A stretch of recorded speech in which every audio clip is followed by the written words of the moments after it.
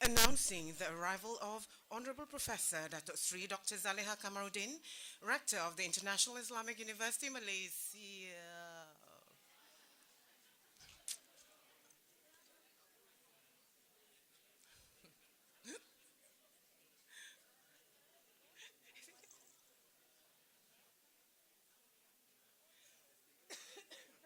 Dia kata dah okey.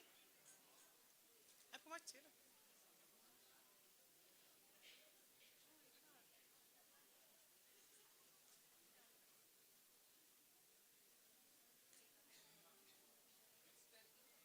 Tak, dia kata dah okey. Dia baca.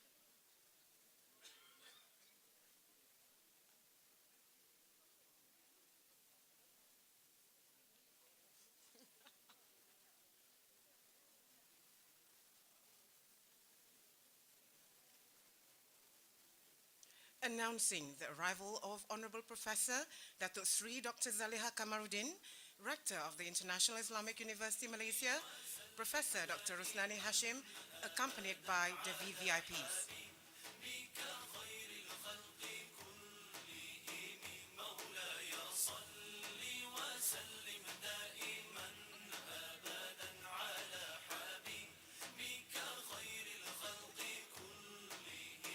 محمد سيد الكونين والثقلين محمد سيد الكونين والثقلين محمد سيد الكونين والثقلين والفارقين من عرب ومن عجم مولاي صل وسلم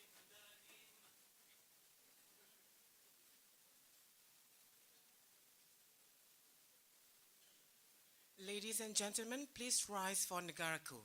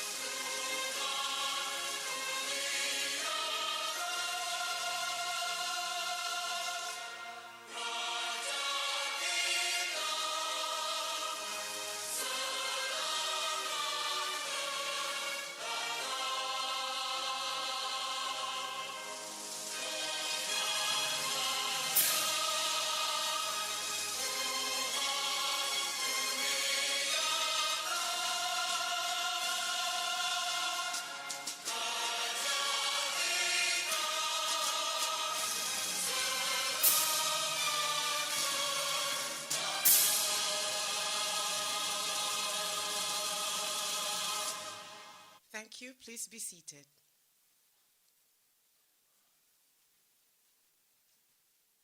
Bismillahirrahmanirrahim. Honorable Professor Dato Sri Dr. Zaleha Kamaruddin, Rector of the International Islamic University, Malaysia, Professor Dr. Torla Haji Hassan, Deputy Rector Academic and Planning, Honorable University Management Committees, Professor Dr. Rosnani Hashim, Honorable Professor Emeritus Dr. Wira Insignio Dr. Matno Saleh, Chairman of IIUM Council of Professors, Professor Baharuddin Aris, President of Council of Education, Faculties of Public Universities, Professor Dr. Hairuddin Muhammad Ali, Dean Kuliah of Education, Professor Dr. Ratna Wati Muhammad Ashraf, Honorable Deans, Directors, Academicians, Participants, Brothers and Sisters, Ladies and gentlemen, Assalamu alaikum wa rahmatullahi wa barakatuh and a very good morning. Welcome to the 6th Professorial Lecture Series 2017. It is an indeed pleasure and honor to have our Honorable Rector, Professor Dato Sri Dr. Zaleha Kamaruddin, to be with us on this occasion.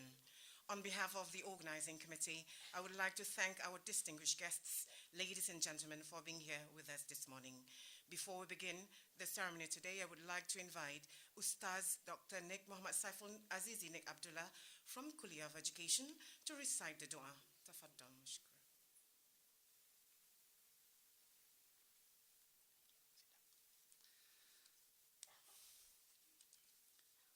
أعوذ بالله من الشيطان الرجيم. بسم الله الرحمن الرحيم. الحمد لله رب العالمين، والصلاة والسلام على أشرف الأنبياء والمرسلين وعلى آله وصحبه أجمعين.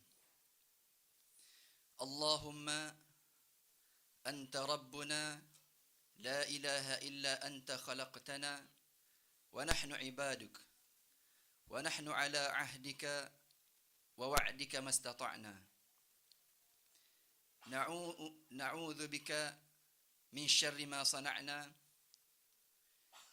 نبوء لك بنعمتك علينا ونبوء بذنوبنا فاغفر لنا فإنه لا يغفر الذنوب إلا أنت.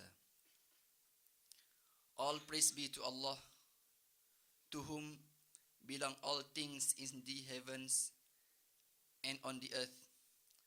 Glory be to Allah and praise be to Him, and there is no God but Him, and Allah is the greatest. Almighty Allah, Lord of mercy and beneficence, bless this 6th IIUM Professorial Lecture Series by our beloved teacher and beloved scholar, Prof. Rosnani Hashim, with your pleasure and mercy. Ya Allah, Lord of bounty and infinite, shower upon us your divine guidance, that our work and deeds be done in completeness and excellence. Assist us, O Allah, in fulfilling our obligation and seeking your pleasure. Ya Allah, bless our gathering here today and make us disperse in peace and in protection from sins. Allahumma ja'al khayra a'malina akhiraha wa khayra a'malina khawatimaha wa khayra ayyamina yawma nalqaka fih. Allahumma ighfir lana dhunubana wa li ikhwanina alladhina sabaquna bil iman wa la taj'al fi qulubina ghillan lil ladhina amanu rabbana innaka ra'ufur rahim. ربنا آتنا في الدنيا حسنة وفي الآخرة حسنة وقنا عذاب النار، وصلى الله على سيدنا محمد وعلى آله وصحبه وسلم، والحمد لله رب العالمين.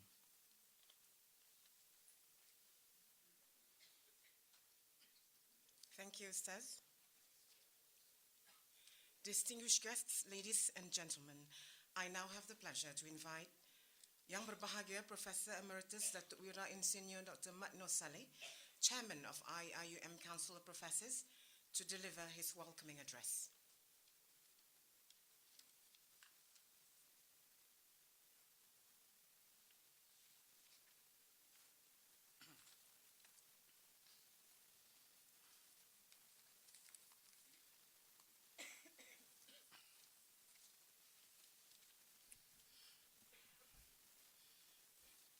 Thank you, Sister Ansi. Bismillahirrahmanirrahim. Alhamdulillahi Rabbil Alamin. Assalatu wassalamu ala Sayyidina Muhammadin ashrafil mursalin wa ala alihi wa sahbihi ajma'in. Wa man tabi'ahum bi ihsan ila yaumiddin wa la hawla wa la quwwata illa billahi aliyyil azim. Assalamualaikum warahmatullahi wabarakatuh. Honorable Professor Datuk Sri Dr. Zaliha Kamaruddin, Rector of the International Islamic University, Malaysia.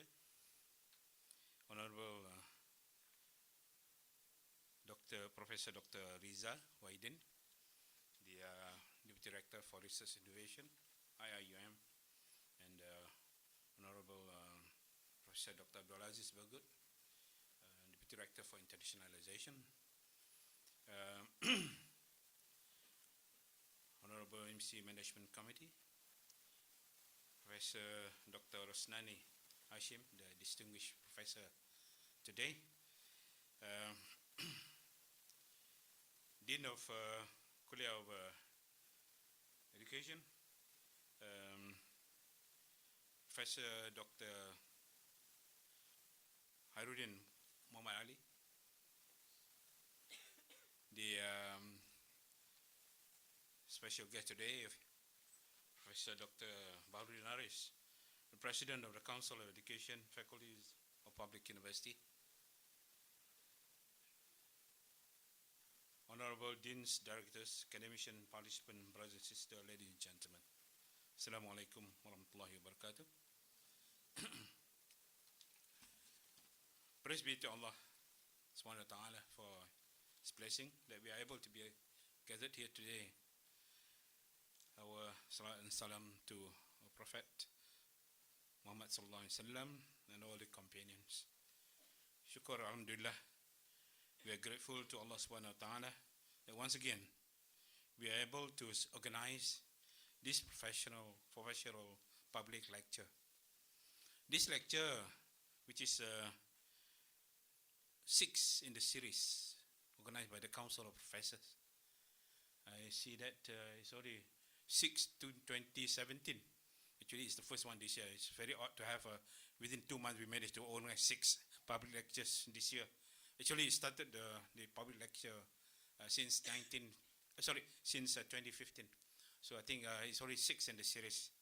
We are glad that we are able to revive after a little absence, a few months absence since the last one we had in Kuantan. Which again, I must congratulate the Kuantan campus. We had a very good turnout in Kuantan, and it was also a very interesting public lecture presented by Professor Dr.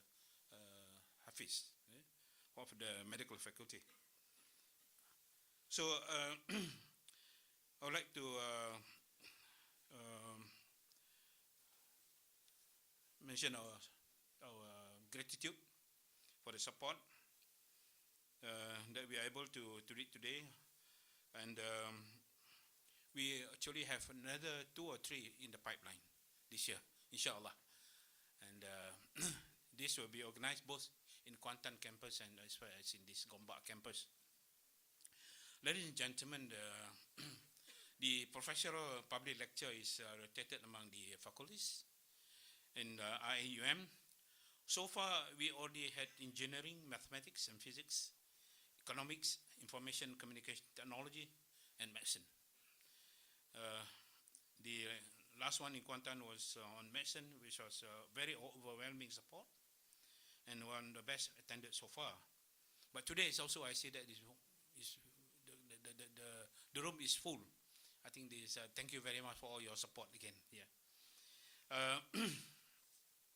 We hope that the professional public lecture will spur interest among our staff, students, and for the public at large.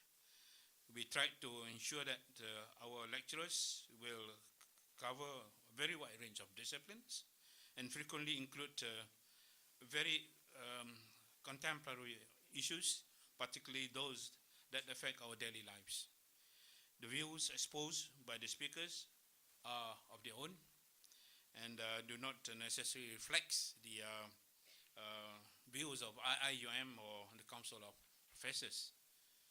Ladies and gentlemen, it's our privilege to have leading global thinkers from our university, and through this lecture series we are keen to share our very best researchers to exchange ideas and inspire everyone here.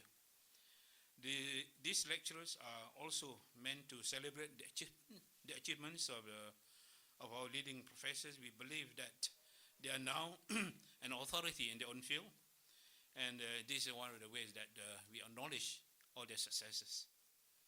The Council is also having some plan to organize for inaugural professional lectures series to introduce our newest professors to the committees and give them the chance to demonstrate how their work is having a real impact on the world around us. Through these lectures also, it is our hope that freshers are able to update on their current and future research directions. They will continue to have their fingers on the pulse, always at the forefront of the latest research findings and emerging trends. We will create high-profile professors from IIUM, inshallah. Today's lecture is by Professor Dr. Rosnani Hashim. Hope will open up new dimensions in educational philosophy. We believe her wide experience and knowledge will bring us to a new level and understanding and create new opportunities for the future. I'm sure she will stimulate, entertain, and excite us with all the new information and approach. And I wish everyone a very pleasant lecture today. Ladies and gentlemen, distinguished guests, ladies and gentlemen, I would like to thank in particular our beloved Datuk Sri Rector for her presence today. Despite all her heavy schedule, she has set aside this particular professional public lecture. Thank you very much, Datuk Sri. Presence indicate the strong support of the university and to this function, and also our sincere gratitude to the UMC members for their presence and support. My sincere appreciation to Professor Harudin, Dean of the College of Education, and his team, particularly Associate Professor Dr. Azam, who has been working very hard, and all the working committee, who has made all the arrangements to ensure the success of this sixth professional public lecture. I must thank, I think it was one of the best organized reception today, because when I first arrived at the car park this morning, I was received by the ushers. So they asked me where I was going. So I said I was going to the professional lecture. So they offered themselves to take me along to the banquet hall. I said no, thank you very much. I'm from this university. Thank you. So I think that shows the support, the kind of organization that they had this morning. Thank you very much to Prof. Harudin. My sincere thanks also to my council of professors. I think there are quite a few here who are given the support all this while in order to make the council's activities a success. And thanks to all of you, the participants. Without your presence, I think this public lecture will not be a success. And those who are from within and outside the university to create this function, particularly to Professor Dr. Marudin and our guests from our brother universities, I think from the surrounding university or from the other public university. I met a few on the lift just now. So thank you very much for your support and presence. So thank you very much again. May Allah subhanahu wa ta'ala grant us His mercy and blessing and lead us to the right path. Thank you very much. Wabillahi taufiq. Enjoy yourself for this lecture. Thank you, Professor Dr. Rosnani, for accepting our invitation to give this public lecture. Not many people have accepted, but Prof. Rosnani has offered her expertise to deliver this morning's lecture. Thank you very much. So with that, thank you very much again. Wassalamualaikum warahmatullahi wabarakatuh. Thank you, Yang Berbahagia Professor. Ladies and gentlemen, I have an immense pleasure to invite the Honorable Professor Datuk Sri Dr. Zaliha Kamarudin, Rector of IIUM, to deliver her speech.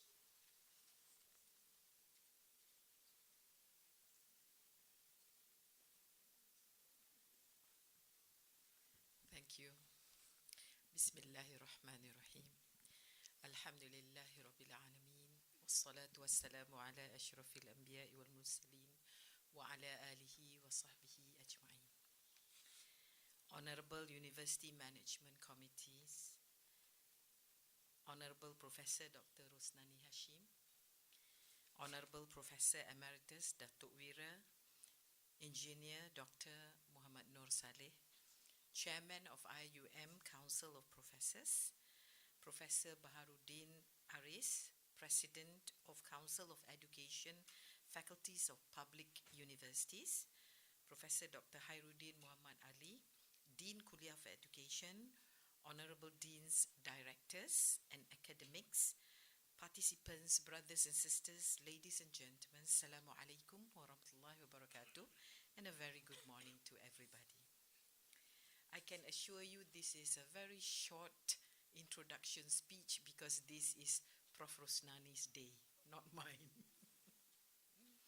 Alhamdulillah, I'm delighted to be here today to listen to one of my old-time friends, and we are all ourselves, Professor Dr. Rosnani Hashim, to deliver her maiden professorial lecture from the Kuliah of Education. I did inquire from her how long has she been a professor. She told me she was made a professor, appointed as a professor somewhere in 2003. So I said, this was like very long time ago. Is this your farewell speech or your introductory speech? I guess we make it mandatory for all professors to give their professorial lecture. Now, I'm happy to note that the current inaugural professorial lecture organized by the Kuliah of Education and IIUM Council of Professors aims at promoting and celebrating the academic reputation of our professorial staff.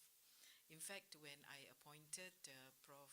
Muhammad Noor to chair the Council of Professors, his term of reference is to organize a series of lectures for those who are professors. We want to see how our professors contributes to solve the ummah's problem. So we are supposed to be problem solvers, not problem makers. Now, we believe that these professorial lectures would make important contributions not only to the university, but also to the wider community by providing a public forum for leading research. Okay? So it must be something new. We don't want to regurgitate old knowledge. So we want to hear new knowledge. So additionally, the professorial lecture would be a platform that provides a chance to the professors to demonstrate how their works have a real impact on the world around us. This allows IIUM to recognize and showcase the academic achievements of our staff. At the same time, colleagues, both within the faculty and outside the realm of the university, can hear about the latest ongoing research that takes place at our Garden of Knowledge and Virtue. Furthermore, this kind of event represents an essential component of the IIUM's public events, helping to create a wider awareness of the latest developments in diverse areas of study, and namely in this case, education. As you know that Malaysia is now facing the challenges of the 21st century, and many local educationalists have been lamenting that Malaysian students are not well equipped to face the challenges of life in this century. As such, several reforms have been introduced to make education more efficient, attuned, and responsive to the needs of the nation. As a solution to this and other problems, the Malaysian Ministry of Education in 2012 introduced the Malaysian Educational Blueprint, which emphasizes the importance of critical thinking skills and 6 ways to include this in the national curriculum. Before the birth of the Malaysian Educational Blueprint, Professor Dr. Rosnani had introduced a teaching method in 2002 that develops critical thinking and analytical reasoning in children, and this is known to her as the Philosophy for Children, P4C. She received a first-hand formal training from its founder, Matthew Lipman, and she remodeled Lipman's approach and rebranded it with a new name called Hikmah Program. This is because she noticed that Malaysian teachers seems to shy away from philosophy, i.e., they had no background in philosophical inquiry, and so she felt the name Hikmah, or wisdom, had a more positive connotation since it comes from a traditional Malay word. So as Prof. Dr. Rosnani is a renowned researcher in this field, let us now sit back, listen, and learn from her vast experience in this lecture entitled Revitalization of Philosophy and Philosophical Inquiry in Muslim Education, the Way Forward. Thank you very much.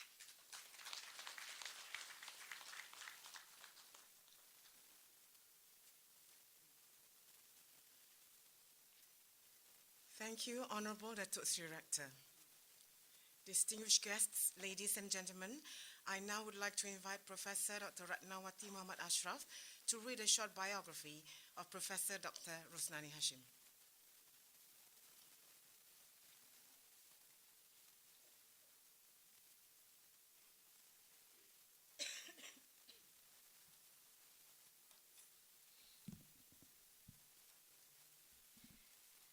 Honorable Professor Datuk Sri Zaliha Kamaruddin, Rector of International Islamic University Malaysia, Honorable University Management Committee members, Honorable Deputy Rector, Professor Riza, Honorable Deputy Rector of Internationalization, Professor Aziz Bagud,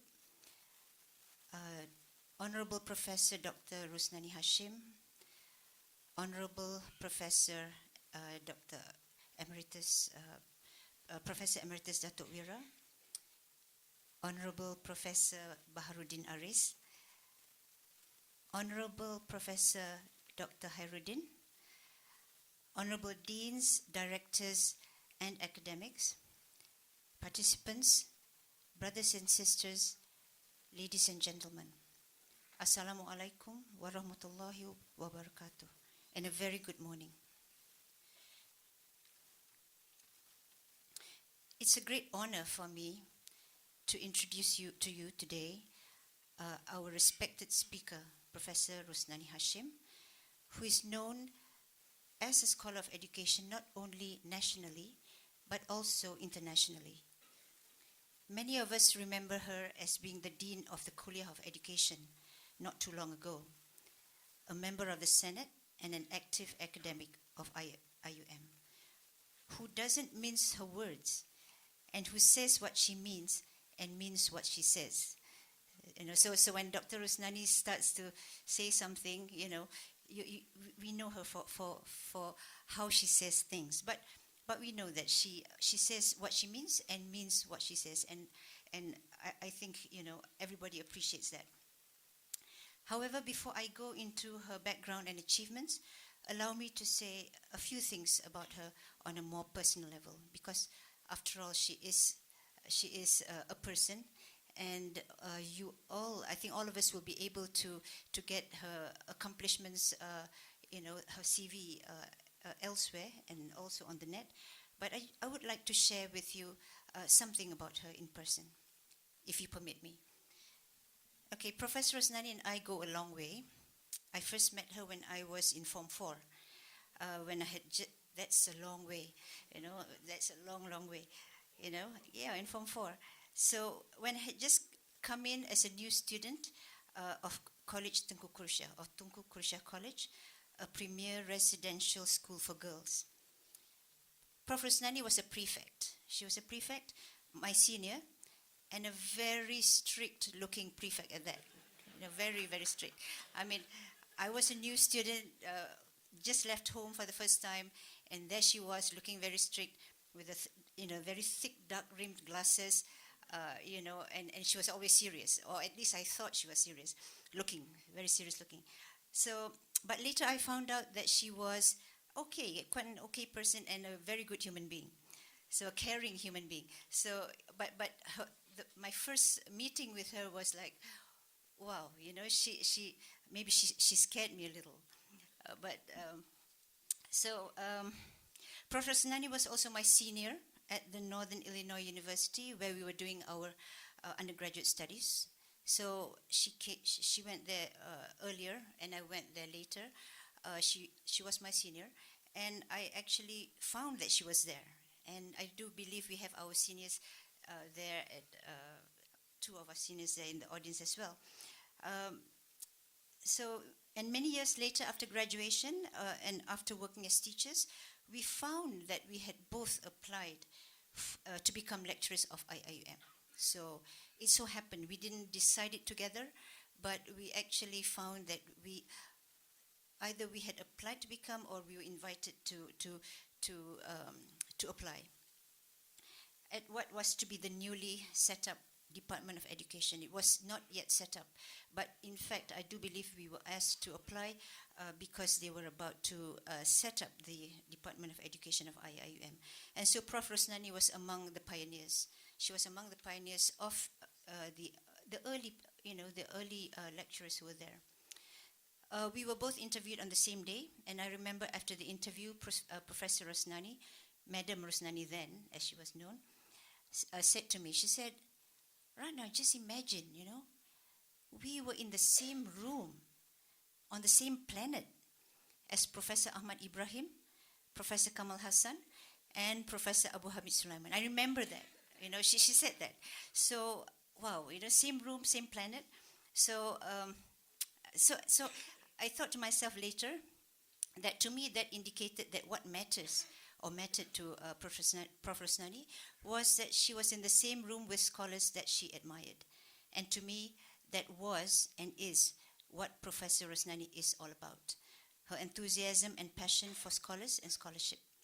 And it was also this passion for learning and scholarship that spurred her to continue her studies, in addition, of course, to the policy at the time of having all of us do our PhDs overseas. At the University of Florida at Gainesville, with me studying just a few hundred miles away at the Florida State University. And so we were two women doing their PhDs who were practically single mothers. Professor Rosnani with 6 children, and I with 4. So it's no mean feat. So here we have someone, very courageous person, very determined, very committed, and this is how I know her as a person. So now let me, permit me to now formally introduce Professor Rosnani, her more formal credentials. In 1973, Prof. Rosnani was awarded a scholarship to study for her bachelor's degree in mathematics at Northern Illinois University, and was inducted into the Phi Kappa Phi Junior Honor Society in 1975, graduating with honors in mathematics in 1976. She then pursued her master's degree in curriculum and instruction in mathematics education at the University of Wisconsin in Madison, and graduated in 1978. Upon her return to Malaysia in 1981, she taught secondary level, O-levels, and A-level mathematics and statistics in MRSM Seremban, and then joined the Department of Education of the IIUM in 1987. Not long after, Prof. Rosnani continued her studies at the doctoral level and graduated with a PhD from the University of Florida in Social Foundations of Education in 1994, with special concentration on educational philosophy and policy. Professor Rosnani was the head of the Department of Education in IIUM from 1996 until it was elevated to the level of a Kulia in December 1999, where she then became the dean. Then, in 2006, she founded the Center for Philosophical Inquiry in Education, where she translated the philosophical inquiry method into the Hikmah pedagogy. In addition to her other duties, Prof. Rosnani was also appointed as the chairman of the board of directors of the IIUM Lower Education Company in December 2009, which she gave the opportunity to translate educational theories into practice. It was during this stint that she developed the Islamic Studies textbooks for grades 1 to 6 with the cooperation of IIUM lecturers and the IISM, or International Islamic School, teachers. Professor Rosnani has contributed to the development of education in IUM, to the country, and to the Ummah through teaching and through the research that she has conducted. She has graduated about 17 doctoral students and 20 master students from the Muslim world, and from, which includes Malaysia, of course, and has been bestowed the Excellent Teacher Award and Excellent Researcher Award. She has published several works, including Educational Dualism in Malaysia, Implications for Theory and Practice, The Teaching of Thinking in Malaysia, and a number of other works. She has also published many chapters in books and presented keynote and invited papers on Islamization of knowledge and Islamic education in Malaysia and internationally. She has published articles on educational dualism, faith-based education, teacher education, preschool education, on the curriculum itself, educational pluralism and unity, and Islamization of knowledge. So without further ado, I would like to invite Professor Rosnani to... Oh, we do have a multimedia presentation. Forgive me for that. I thought it was before this. So that is Professor Rosnani as I know her. I think we are privileged to have her at IIM, and we are blessed to have her as one of our colleagues. Thank you very much. Thank you, Prof. Ratna, for the introduction. For your information, ladies and gentlemen, this event is now streamed live. The Senate Hall is right now full. Okay, so please now focus on the screen for a multimedia presentation on the academic journey of Professor Dr. Rosnani Hashim.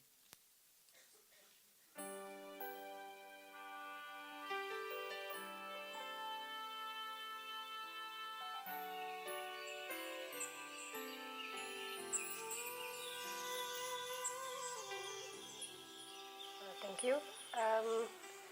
I think this professorial lecture means a lot to any academician, actually. As for me, I think being a lecturer in the university, the professor is the pinnacle of my career. So it's not being a rector or being the dean or being a director, but in terms of scholarship, this is what I aspire to have, and alhamdulillah, I've achieved it. And the professorial lecture means it's a form of recognition that you have something to share in terms of your contribution to the academic circle. Well, I think it's been a long journey. Okay, I think I began with, first of all, trying to grapple with the problem of the Muslim Ummah, especially in the field of education. So I think my PhD itself was part of that solution, where I deal with educational dualism, and this is the product of that effort. Okay, and from there I ventured into, I realized that integrated curriculum and education is good, but still not enough. Then I ventured with my mentors on Islamization of knowledge. And I did write something on that, although I intend to write something lengthy, but I only managed to write a comparison of Al-Atas and Al-Faruqi, which is published in the intellectual discourse of our university. Alhamdulillah, both my works brought me widely into the circle at the international level, because I think my first book was published by Oxford Institute Press, and therefore it was circulated in many universities. After going through the Islamization of knowledge, I went further to explore the thoughts of other Islamic scholars with regards to education, especially the contributions of past scholars. And with that, I came up with this book called Reclaiming the Conversation, the intellectual tradition in the Malay archipelago. And I found myself a lot of things to discover, especially the contribution of Imam Zakarshi, Zakba, Hamka to the field of Islamic philosophy and educational thoughts. Now, the last part of my contribution, I feel, dealing with Islam education is I realized that these are still very theoretical and there has to be some contribution in terms of the practice. That's where I went to work on Islamic curriculum, Islam education curriculum, whereby I've been invited by IIUM and Jakim to work on reviewing the Islam education curriculum. And finally, for myself, I went back to what I felt was necessary and was missing in the link, that is the pedagogy of Islamic educational studies, how we teach in class, because we are not being able to transform the students. And that's where I went back to look at our rise in early Islam, which is due to our philosophical thoughts as well, and bring back what I call the hikmah pedagogy, which is based on philosophical inquiry.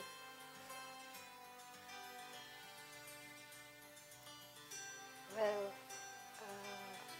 it needs hard work to reach the stage of a professor, and as you are well aware, it entails reading, there's research, and then writing, publishing, and then disseminating, that is your presentations in conferences. But the most basic things is the reading part, because we have to get ideas. And if you don't read much, you will not have ideas unless you also attend conferences or seminars or intellectual discourses. So this is the most basic of all. You have to read to get ideas and to think to get ideas. And then you have to write. Present it. I think the motivation is not so much the KPIs and the dollars and cents that goes with it. It is like you're committed to it, and it is like a hobby. If you feel that reading, writing, and doing research is something that you like, you are doing a hobby, and that will sustain you for a long time. But if you are just working for your KPI and dollars and cents, it will not work.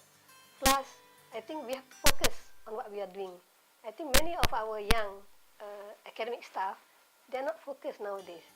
And this KPI also disturbs them because they stretch themselves too far. I think we have to focus, do one thing at a time, focus, and be committed. And the other thing is, you must believe in something. If you believe in what you were doing for your PhD, then expand it, move on. There must be an idealism, there must be a reason, an intention, a sense of mission. If there's no sense of mission, I think we would just end like ordinary academic staff. Let's lead the way. Ladies and gentlemen, it is with great pleasure I invite Professor Dr. Rosnani Hashim to deliver her lecture entitled Revitalization of Philosophy and Philosophical Inquiry of Muslim Education, The Way Forward.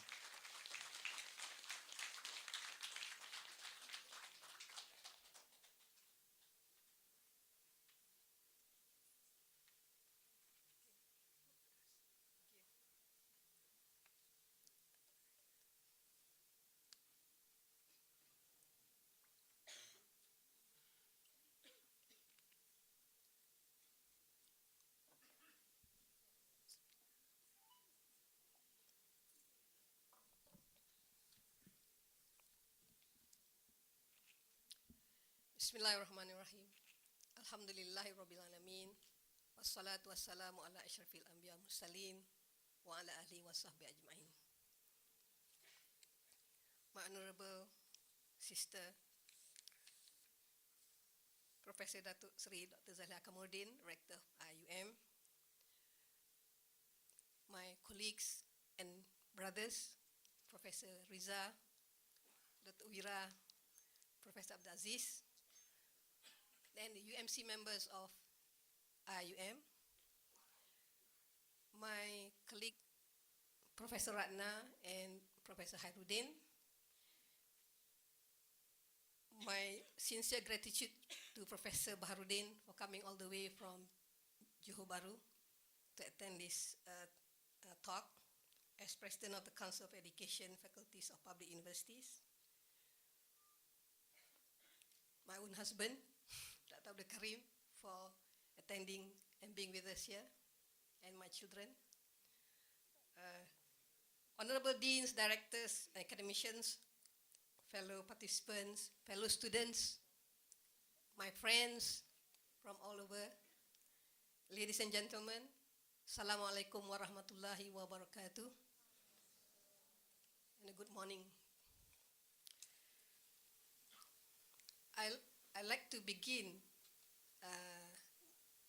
this lecture with acknowledgement and gratitude to Allah SWT.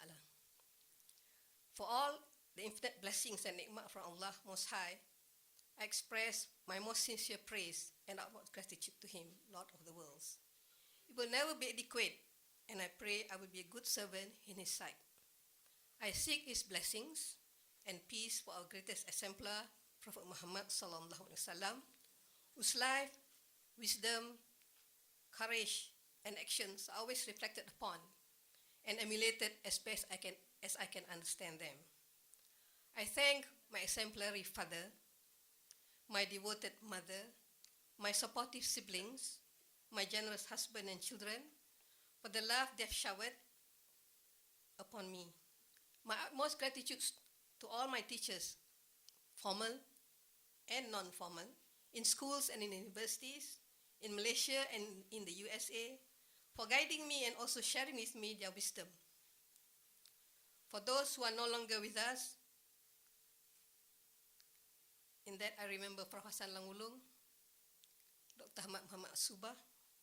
I pray that Allah will have mercy on their souls and place them in the highest Jannah. To all my colleagues in the Blessed Kuliah of Education and in the IIUM and in other universities, my classmates and friends in schools I had studied and taught, and to companions in Da'wah and Fi Sabilillah, thank you for all the life lessons, and may Allah shower us with mawaddah, rahmah, sabar, sakina, shifa, and huda, for all that we continue to go through, for all that we will continue to go through in life. That includes my life friend, Professor Ratna. To all my students, I pray that I have left you with something beneficial in your life journey, and I hope the spiritual bond will continue. Last but not least, my appreciation to our Honorable Rector for taking time off to be with us this morning. It means a lot to me, and I think also to our kuliah for your interest in this academic endeavor. Professor Datuk Wira Muhammad Nur Saleh, the Chairman of the IIUM Council of Professors, Professor Harudin, the Dean of the Kuliah of Education, Associate Professor Dr. Azam Usman, Chairman of the Professorial Lecture Committee for Co-Ed, and all his committee members who work very hard to make this a success. May Allah reward all of you with sa'adah in this world and in the year after. Ameen. I'd like to respond to what the rector mentioned just now. This might also be my farewell lecture. After about 15 years as a professor, and what was it?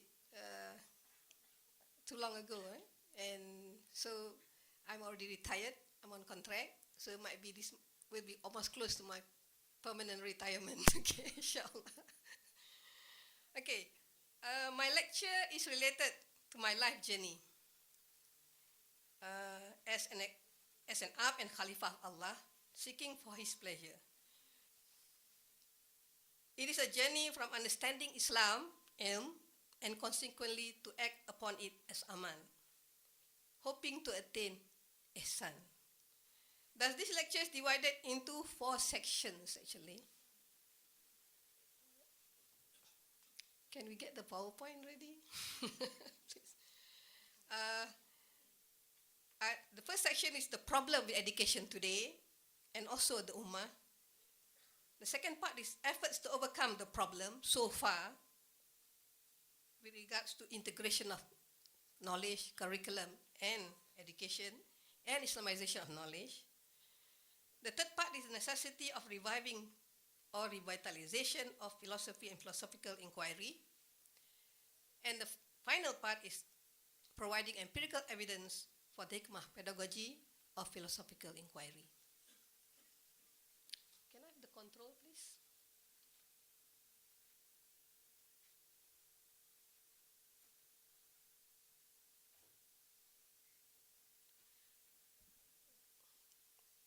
The PowerPoint is long and the text is also long, but you can leave after you hear these slides. Okay? This is what the lecture is all about. Okay? Since I don't have it here with me, and I can't turn back. Where is it now? Sorry, I don't have it with me. Can we have slide? Oh, sorry. Okay. This is my thesis, okay? My thesis is that, I'm sorry since I don't have the PowerPoint in front of me.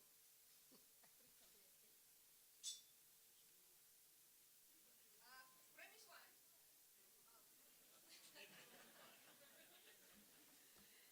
Actually, I was already thinking in early in the morning, would they have a PowerPoint in front of me or not?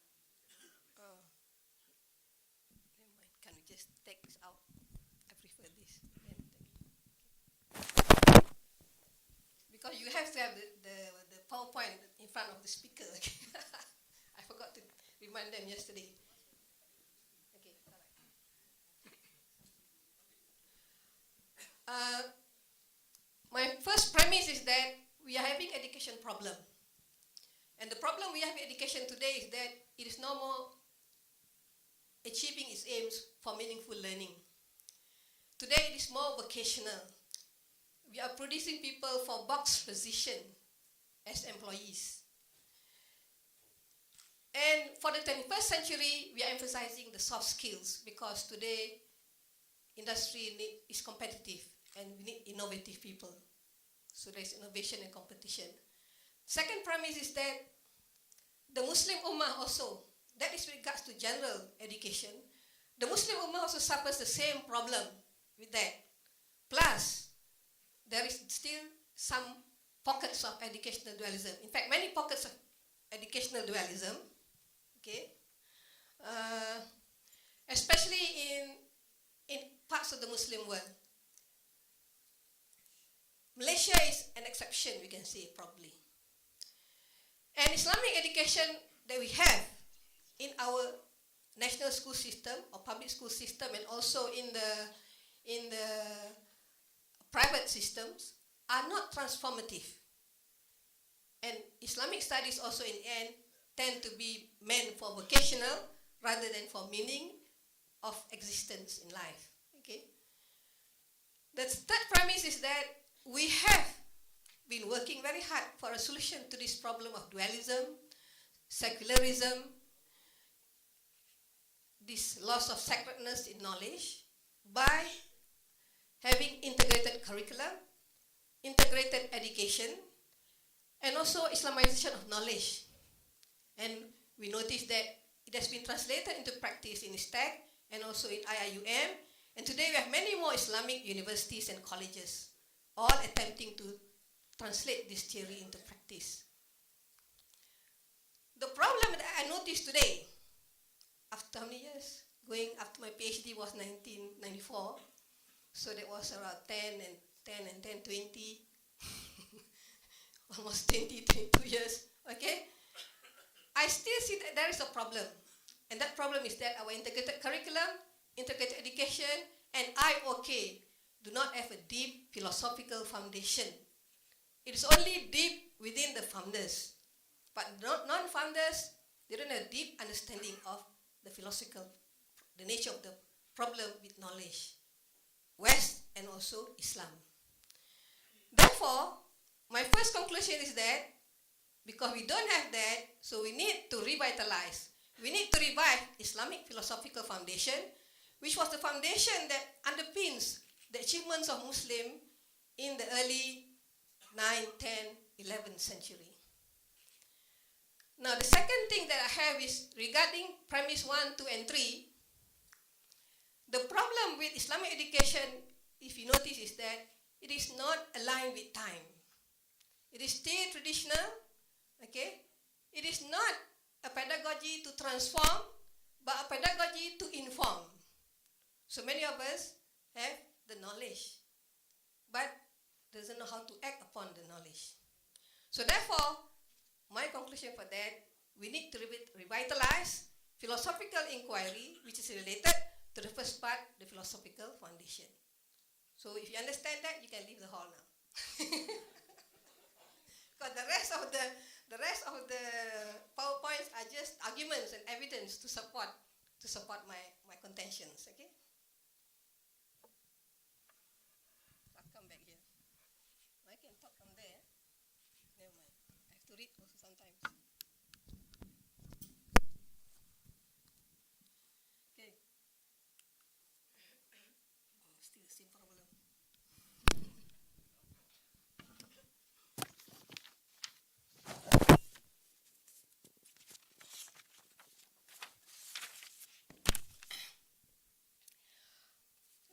When I talk about education just now, which was the first premise, actually there are two major issues related to education today. That is with regards to the definition of education and the aims of education before and after establishment of the public schools. And the second one is the effect of technology and diaspora. This is current issues that we're facing. We have a lot of ICT, there's a technology, and we have, because of this era, there's a lot of diaspora today, people moving in and out of the country.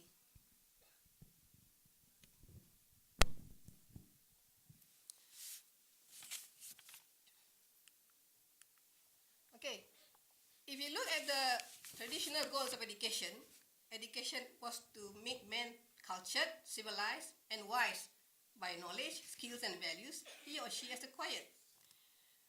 Informal and non-formal education, and there was no public education in the past, although it was advocated by Aristotle as early before Christ.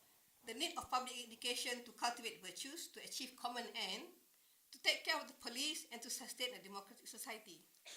Through education, one attains the meaning of life and existence. That was what it was before.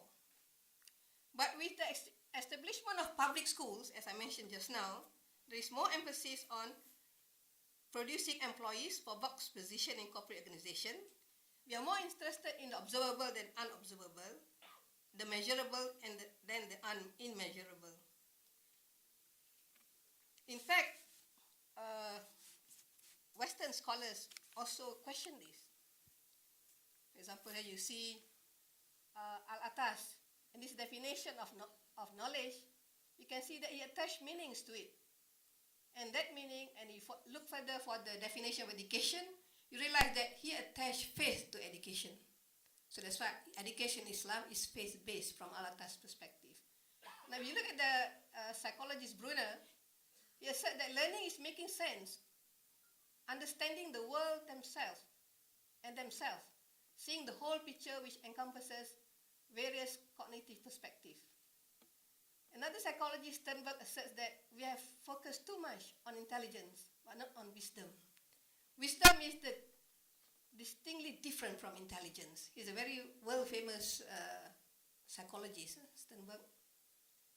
He shows how he went from intelligence quotient, IQ, successful intelligence, practical intelligence, and then he came back to wisdom. So in other words, in that circle, you realize that he's going back to wisdom, which is what the Greeks were looking after in philosophy, love of wisdom. So that's why we have to bring back that to the school system. And even T.S. Eliot, the writer, he asks, as we progress deeper in ICT today, where is the wisdom we have lost to knowledge? Where is the knowledge we have lost to information? So these are all comments made by great scholars on the lack of meaning in today's education. Oops. Now, with regards to technology and the diaspora, okay, we have moved now. For the 21st century, we require these skills: critical thinking, creative thinking, okay, interpersonal skill.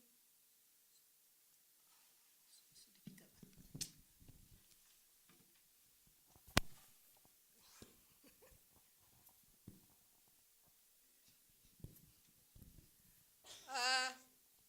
Creative thinking, critical thinking, communication skill, interpersonal skill, self-confidence, and collaborative. These are the skills that economists and industrialists are saying that we need for today. And also we need this communication skill and this interpersonal skill because we are in a diaspora. Before we live within our own common community, we don't interact with other communities. But today, because of the diaspora, even in Malaysia right now in front of us, you have people from all types of continents with all kinds of languages and cultures. So we must be able to communicate and also to negotiate. Yeah? So according to Friedman, he says that in the future, how we educate our children may be more important than how much we educate them. When you translate to education, teachers are very concerned about how much we educate them. They want to finish the syllabus. The syllabus means how much. But actually, according to the 21st century, it's not how much, but how we educate them. It's the process. Are we able, through education, to inculcate all this? With the pedagogy that we're having, are we able to inculcate all this? And that's why it says, in the flat world, the most important ability to develop is the ability to learn how to learn and to develop curiosity and passion quotients, which are even more important than IQ. Okay? Sorry. And in the Muslim world, we face many threats. My concern about this pedagogy rose because I noticed that in the Muslim world, we are facing many threats. First, with the loss of philosophy in the fall of Baghdad, when we transmitted our knowledge to the West, they become better than us, and they colonize us. So that's the beginning of Western imperialism and the inculcation of Western mindset. Of course, they also brought modernity and secularism and all its problems. Then we had the educational dualism because of the coming of the colonizers to our land. Although actually this dualism is also related to our own history, whereby we had lost the quite, especially the philosophical sciences, and we are left, we inherited basically from the Pondok or from the Pesantren, from the 13th century, only the religious sciences. We have abandoned the acquired sciences. And then we have the threat of globalization. Globalization means Englishization, commodification of knowledge, internationalization, rankings, all the problems that we have today is related to globalization. There's so much of it. Okay? And as a result of this, we also have the extreme Islamophobia from the Western community. From our community, we have ISIL and ISIS, the extremists. Okay? Now, whether they are off on their own or whether they are, plugged in there by someone, Allahu A'lam. But all we know is that they exist, ISIL and ISIS, and they're causing lots of problems in the Muslim world. Okay? Now, what are the consequences of all these threats they are facing with globalizations? Well, there is, I would say, a crisis in values. We have people who have secular mind and attitude. We have extreme human rights, even wanting the LGBT to be declared okay. Questions of people who want to go beyond the equality that Allah has given us. Diversity, pluralism, democracy, family disintegration, and conservative minds. So we have many minds in the Muslim world today. This is an observation of a Muslim journalist about the Muslims today, which I felt is very pertinent because it reflects upon many of us.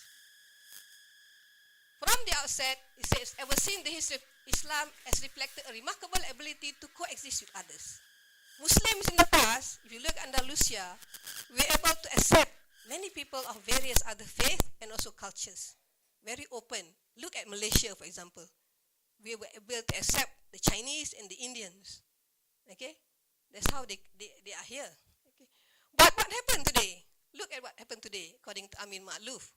Why has Christian West, which has a long tradition of intolerance, and has always found it difficult to coexist with, quote, the other, close quote, produce societies that respect freedom of expression, whereas the Muslim world, which has long practiced coexistence, now looks like a stronghold of fanaticism.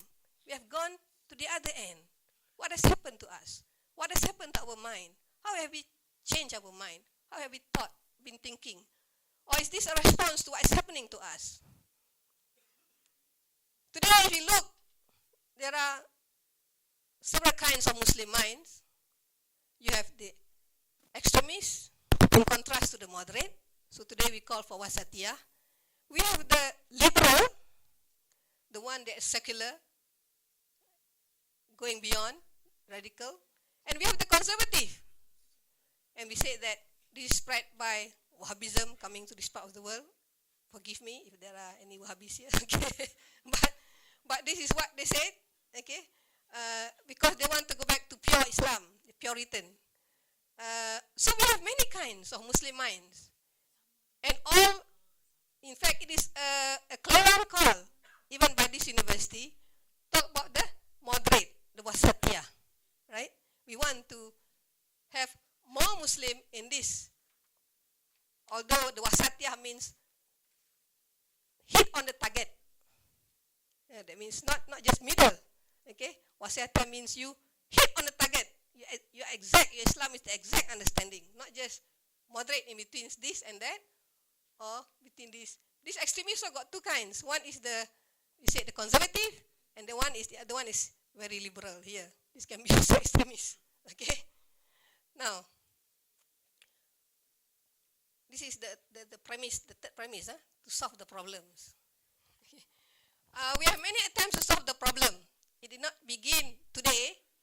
It began long time ago with our forefathers who were very aware of the problem. I did not put here Afghani and Abdu. You should have Abdus here. Afghani is not here. I guess because Afghani is more political than he is educational. Okay? So we have most of these people try to solve the problems. Abdul tried to bring back science into the curriculum. Afghani calls to bring back philosophy into the curriculum. Okay? And then we have Al-Hadi modernize the pondok into madrasah, which has a more formal setting. Okay?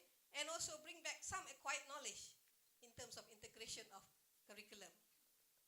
If you look at Hamka and Zakba, sometimes people who are talking about let's bring back reason into the Muslim education. Let's bring back reason, not just reveal knowledge. Reason. They are called Mu'tazilah. For just calling for that. You know Hamka is called Mu'tazilah? He was called a Mu'tazilah. Why? Because he emphasized. Zakba is one of the scholars. Hamka is one of the scholars who emphasized the importance of reason and the importance of also bringing back philosophy because the Quran requires that. That is from his interpretation. Okay. Anyway, we have the contemporary scholar Atas and Faruqi. But anyway, the first effort of the problem is in 1977 when Muslim scholars, 313 of them, gathered at Makkah in the first World Conference on Muslim Education and redefined the aims and the content of education.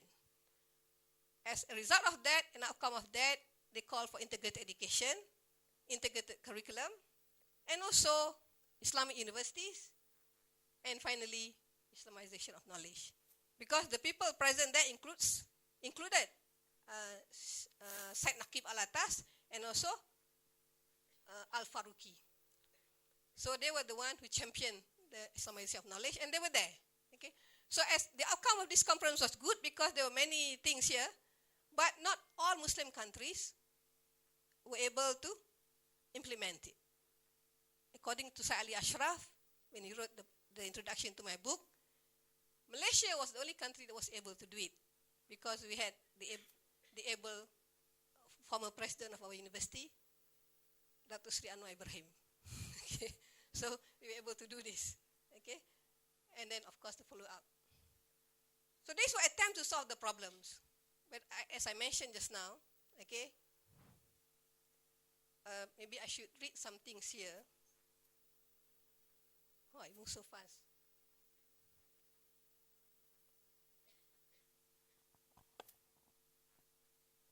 What's the problem with the Islamization knowledge? Because it's related to our university. Okay. So finally, we had great contemporary scholars who took the path of Islamization of knowledge, and they were more recent compared to the previous one. IOK had made some headways, especially in IIUM, through the redesigning of a new curriculum that made a cluster of Islamic traditional sciences the core for all faculties, in addition to their specialized courses, and also reformulate existing and new courses to be approached from the Islamic perspective, or a comparative one. Thus, it laid the foundation for the Muslim professionals regardless of fields. Today, IOK is the niche of IIUM, and the culture has been buttressed by a few great Muslim scholars. Others only paid lip service to IOK, even if they are teaching in the Islamic universities. Like Abdul Salam, Hudboy, and Fazlur Rahman, they do not see its relevance or usefulness because they argue all knowledge originated from God. But more importantly, it is the lack of philosophical understanding among them that had led to no more new headways in the social sciences and humanities. It is clear that when we talk about IOK, it is underpinned by philosophical assumption and knowledge. For what an Islamic scholar would like to do is to dissect the Western contemporary knowledge, which is backed by its deep philosophical foundations. What our scholars study in the Western classroom, what our scholars, you and me, studied in the Western classroom are the fruits of the labor of the Western scholars who gain insight and develop ideas from his philosophy, or what we call worldview. So far, for most, IOK only merely compares or examines the surface of the fruits, but not its stone or seed that gave rise to it. I guess we were looking at the wrong tree, or part of the tree. If you look, this is what we want to do in terms of Islamization.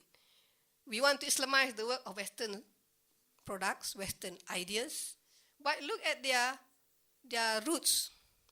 Their roots, although they obtained the knowledge from the Muslim scholars, not all the knowledge, some of the knowledge from Muslim scholars, they had already removed the sacred from that because of their history of the clash of science and church.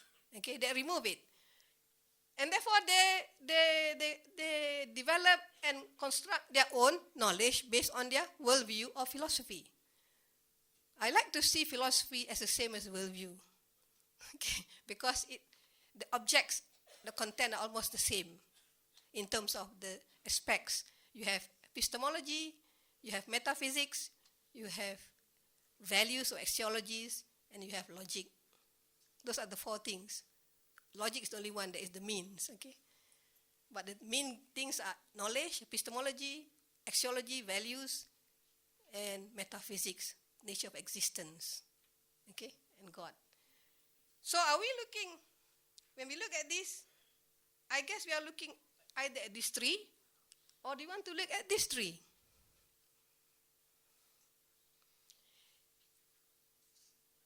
This tree has its roots in the Islamic philosophy, Islamic worldview, okay? In fact, if you look at one scholar, his name is George Sutton, who was a historian of science from Harvard. He says that how could we reach a correct understanding of Muslim science if we did not fully grasp its gravitation around the Quran? So what spurred science in the 7th or 8th, 9th, 10th century was because they had to go to Kaaba or Hajj, they had to travel to Makkah, they had to know the direction of the Qibla, and so on and so forth. And Muslims would were well known as great travelers then. The astrolabe were all our inventions. Okay? So, are we looking at the wrong tree? This should be our tree. But if this is our tree, are we doing anything about it? If in the West, they are still reading Plato, Aristotle, Kant, you name it. Are we today reading any of this book unless you are in theology or you are in fiqh? I don't know. But are we familiar with the work of Al-Ghazali, Ibn Sina, our tradition? We are not familiar with our tradition, and we talk about Islamization of knowledge, right? So this is our problem to me. When I say we don't have philosophical foundation, we want to follow this tree, but we should be looking at this tree as well. Okay. Now another problem that I mentioned just now was the Islamic education, the curriculum. Yeah. In addition to the onslaught of the Muslim minds and cultural values through pre-independence Western imperial colonization and the present post-independence globalization, Muslim education is also plagued with the issue of a weak curriculum and poor teaching methodology. Over time, due to the emphasis on public examination, the way of teaching Islamic traditional sciences in the school also changed. Objectives also changed somewhat, and the target is for individual students to score the highest letter grade and for the school to get the best overall percentage of passes. We paid less attention to the inculcation of moral and spiritual values and the refinement of the heart. And due to the pressure of the market, students were rigorously taught religious knowledge so that they will pass the examinations. Thus, to me, even the soul of Muslim or Islamic education has been abandoned. Consequently, these misplaced aims and ineffective teaching of pedagogical methods result in students who are not critical and creative. They're not able to analyze, evaluate, or synthesize. They're not able to interpret and apply the Islamic principles within their own simple context. When I say this, I'm not just referring to the school, I'm also referring to the university. The system that we are in has directly taught us to be passive listeners who are able to memorize even without knowing the true meaning and good understanding of concepts or ideas thoughts. Students today in schools or in the universities do not have enough room to discuss important matters regarding moral or social issues with their teachers, especially if what is of interest is not in the syllabus.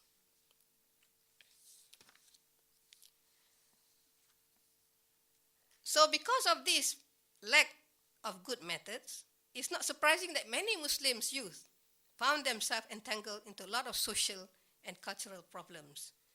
Islamic education, especially Islamic studies education, has not really achieved or helped the majority find a meaning to their life.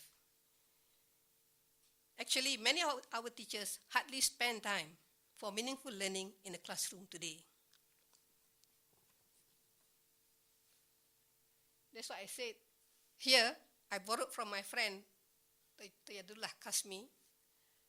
What we do in school is we talk more about who is a Muslim than what is it to be a Muslim. Yeah? When you say who is a Muslim, we tell them about Islam. So we're giving the information, Islam is this, Islam is that, Islam is this, Islam is that, okay? And not learning to be Muslim in the context of our time. How does it mean? How do we interact with these people who are non-Muslim? How do we interact with these people who are challenging us, even Muslim challenging us on Muslim ideas and principles itself? So in the past, we were information-driven rather than transformation-driven. What we need now is to change the pedagogy, and even the curriculum. We might not need to have so much content, because now remember what Fragment said, it's not how much. It's not how much, but how you learn. And leave them with the idea of knowing how to learn. Okay? So we need to bring back this transformation-driven pedagogy. Okay? So that is the issue. That is the premise I said now. Okay? Now,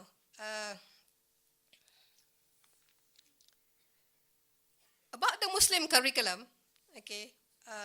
in the past, it is obviously true that Islam does not reject intellectual sciences. On the contrary, historical evidence suggests that the Holy Quran was the major reason for Muslims' advancement in the Aqliyah sciences. Its negligence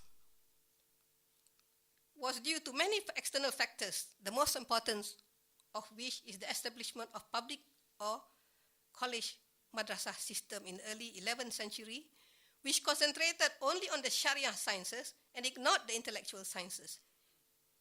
Secondly, the intellectual and ideological conflicts afflicting the Ummah, especially after the Battle of Siffin between Ali and Muawiyah, had divided Muslims into several schools such as Khawarij, Murji'ah, Jabariyah, Qadariyah, which began to apply rationalism to interpret Quranic verses in order to justify and defend their position.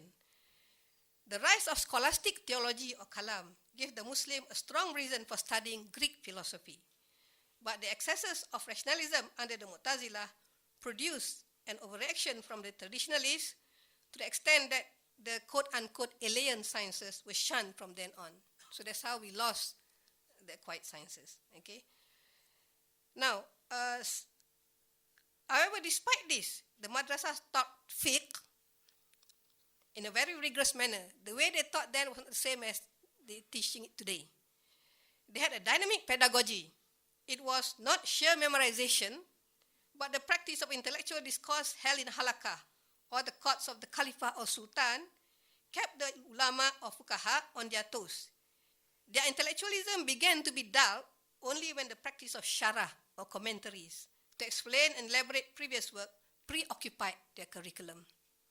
Suddenly, the traditional sciences were reduced to memorization of commentaries instead of fresh idea through ijtihad. So this was the form of education that contemporary Muslim inherited down to the 18th century. Now, but if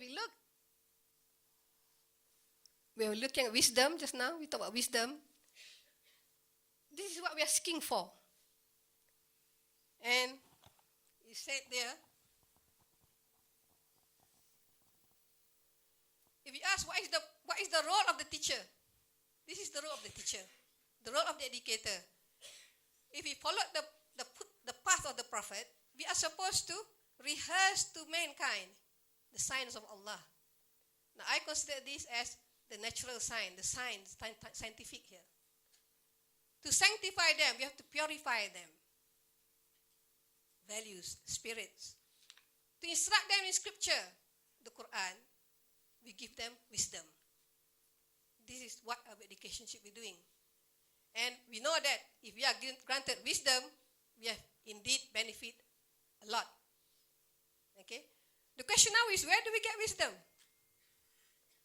Of course, from thinking, from our experience, and from the Quran itself, because the Quran said, Yasin wa Quranil Hakim. The Quran full of wisdom. So we must seek wisdom from both the books, the open book and the closed books. So as I mentioned, if you want to transform Islamic education, we have done all of this, but I still said there is missing elements. And what is the missing element? We have to revive philosophical foundation and the pedagogy called philosophical inquiry. So now only the focus after half 1 hour. But I've talked to you already about this, right? So, don't think that philosophy only came with the Greeks in Islam.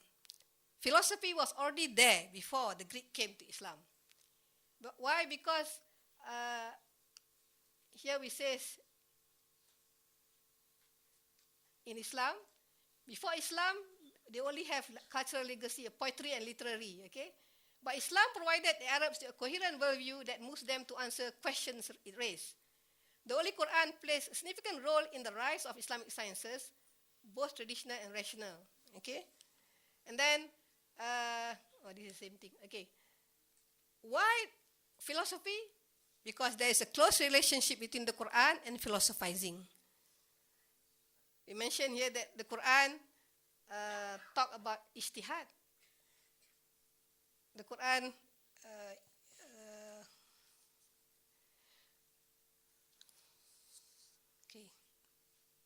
The Quranic spirit of inquiry had driven the Muslim to reach peak of its civilization and sciences.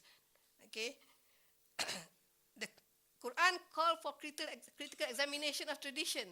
There are many evidence about this. The Quran also talk about looking at nature. The Quran also talk about thinking. The Quran talk about wisdom. The Quran talk about the necessity of the social context. So in that way, I have no time to elaborate, but it will be in my text. Okay, the Quran. That's why Hamka, okay, Zaba, Afghani talk about bringing back philosophy, because the Quran has philosophy in it, has wisdom in it. Okay. Oh, here it is. We don't need to go through all this, okay? Because you know all this. In fact, with regard the scientific method, Brifalt said that neither Roger Bacon nor his later namesake, Francis Bacon, has any claim to be credited with having introduced the experimental method. The experimental method of Arabs was by Bacon's time widespread and eagerly cultivated throughout Europe. So it was by the Muslims, not by Roger Bacon. So these are all evidence to support what I mentioned just now. Okay. Now, what happened to the early Islamic philosophy? Okay, we had how did it develop? Well, because they had the Quran, they had to do the tafsir, okay, linguistically and textually if there is found in the text.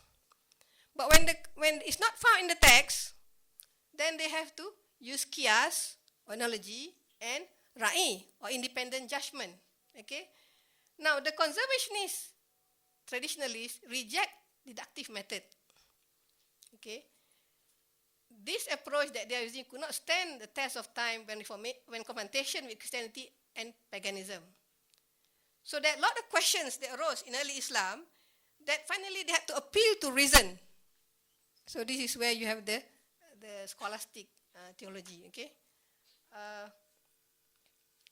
For example, here in 7th century they were talking about divine justice, free will, predestination, qadar. Okay. And then they developed kalam. And kalam was embraced Greek philosophy because it gives them the modes of reasoning, okay, that they were using. None of these controversies were philosophical in the Greek sense, the one that they had here, okay, which first appeared in the Greek philosophy appeared in the 9th century under the Abbasid dynasty. It would be a mistake to regard philosophy in Islam as starting with the translation of Greek texts. No, it didn't begin there. Even before Greek logic, Muslims were already involved in philosophical arguments in the field of jurisprudence, nature of the law, analogy, and meaning. Aristotelian logic was used for conceptual clarification. Okay? The philosophical tools were first employed by the Mu'tazila to defend Islam against Christian attack on the Muslim text, creed. Okay. Now Al-Ghazali, because Al-Ghazali is one of the well-known in terms of this crisis in the Muslims. Al-Ghazali was opposed to Greek philosophy and its development in Islam, but he advocated the study and use of logic. So he was opposed because of the work of Muslim philosophers like Ibn Sina and Al-Farabi.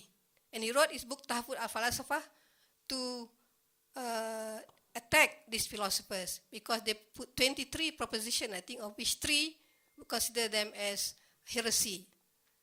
Okay, and but Al-Ghazali claimed that Aristotelian syllogism are greatly used and recommended in the Quran.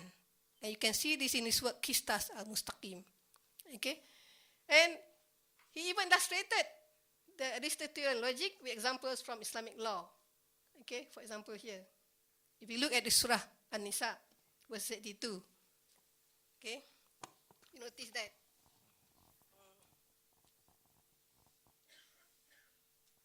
This is the verse. Do they not then mediate on the Quran?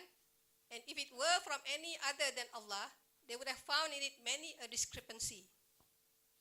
This is very simple statement here, but actually in it there is already Aristotelian syllogism.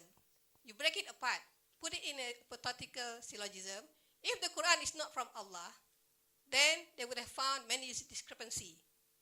The argument is if P then Q.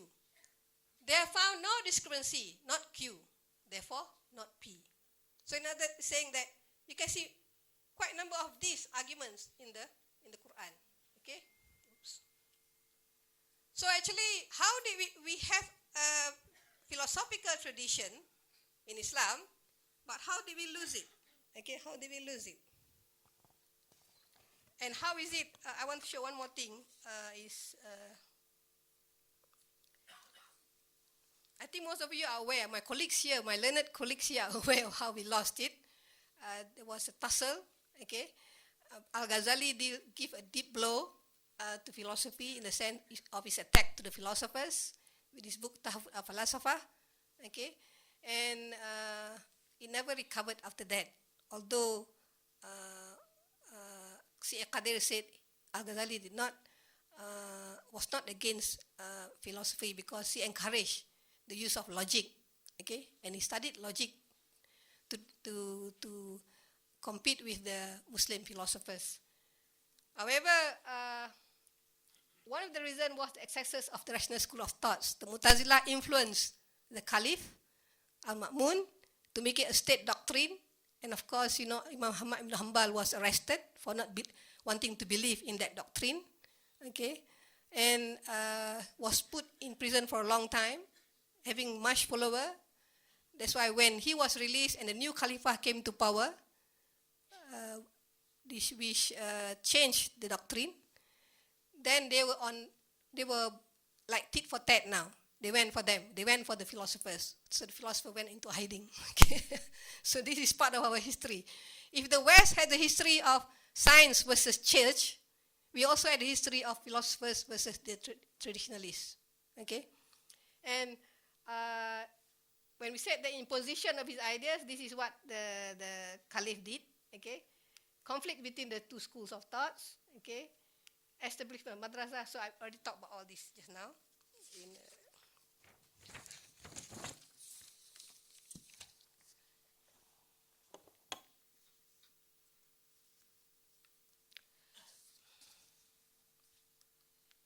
So why is there a necessity to bring back philosophy?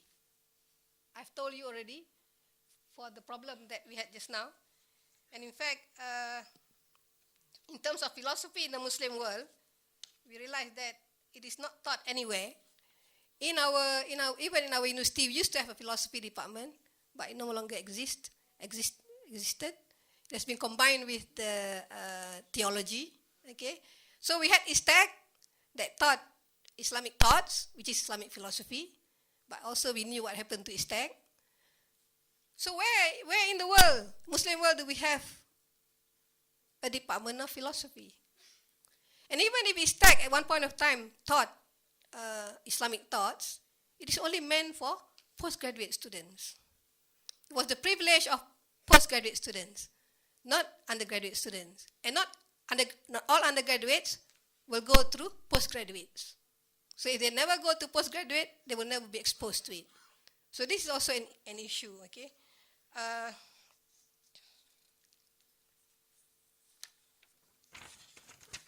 What I imagine is that why I said philosophy and philosophical inquiry, because of the domains of philosophy. The domain of philosophy is almost the same as the worldview. We call it worldview, they call it philosophy or Weltanschauung, but the domain are the same. We discuss the same things, except that maybe they don't have anything but faith. Okay? This is what contemporary scholar says. Syed Hussein said, the teaching of Islamic philosophy is urgent because it is the means of protecting the truth, al-haq, and providing ways for repelling the attacks which are made against from all sides. He even considered teaching Islamic philosophy a religious duty. So we want to protect, we want to give our youth the mechanism, the tool to defend themselves against all the attacks that are facing from the world today, to be able to come to argue with them, we have to provide them with the tools, but we don't have it, okay? This is what Hamka said, and also I've mentioned that. Now, IOK has branched out to so many things, many places, okay? So our focus is, do we focus on 3B or 3A? So I think we should go back to 3B, the one with the Islamic roots, okay? But the conversation, if we are talking about 3B, the conversation with all these philosophers and scholars has long been broken, okay? Therefore, we need to reclaim the conversation. We need to study these philosophers and theologian works, okay? But the question now is, we are not trying to tell you to teach philosophy, but at least for every disciplines of the university, there should be a philosophy of that discipline. Philosophy of education, philosophy of religion, philosophy of history, philosophy of science. Why? Because that will tell us the aims or the goal of that discipline, plus the development of that discipline, plus all the thoughts that come to that enhance that discipline, whether it's from the West or from Islam. But if you want to do Islamization, we need the West. We have no problem. Our students can get many ideas of the West by reading Western books. But what we are lacking is the Islamic tradition. Okay, that is what we are lacking. Oops. What I see about Al-Atas and Al-Faruqi with regards to Islamization of knowledge is that if we look at Al-Atas, he emphasized the worldview. He doesn't talk about producing textbook. He talked about giving the students the Islamic philosophy and the worldview. And we talk about Al-Faruqi, he mentions only about the textbook, the steps to integrate the knowledge, and then you finally come up with a textbook. I believe that we can combine Al-Atas and Al-Faruqi because they're talking about two different phases of IOK. This is one phase. Sorry. If you want, the first phase is to produce the scholars. Now, if you want to produce the scholars, we must provide them with both the philosophical foundation. We have here the Islamic foundation, but we also need the Western foundation so that they can understand the other. Okay? But we are not giving this so much, okay, in our context, not about ISTEC, okay, the former ISTEC. And once we have produced the scholar, then we can talk about the new knowledge, the integrated knowledge, and the application of this knowledge to the Muslim world. Now, going back here. But when I look at what I've charted out, I realized that this was actually what Syed Naqib Al-Atas was already doing. Although he didn't mention it, he always talked about worldview. But if you look at the courses that they're offering in ISTEC to their students, this is basically what they're doing. But if you look at, if there are ISTEC scholars here. Okay. Yes, he has produced this. But then what's up? What's after that? Okay. He didn't design this, but he did publish it on the ISTEC. Our concern now is, it's not enough just to produce the work of Al-Biruni or the work of Maturidi, but it must be related to the context of today. Today, that's what we are looking for. We are looking for solutions. Okay, we are looking for solutions.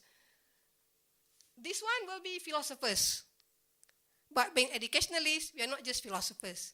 Educationalists must have practice as well in concern. So in other words, how do you translate whatever the book that ISTEC has produced, go down a little bit further? How do you apply it in society today to help solve the problem of the Ummah? Okay. Now I talk about finally, this is about philosophical foundation. Now this is philosophical inquiry.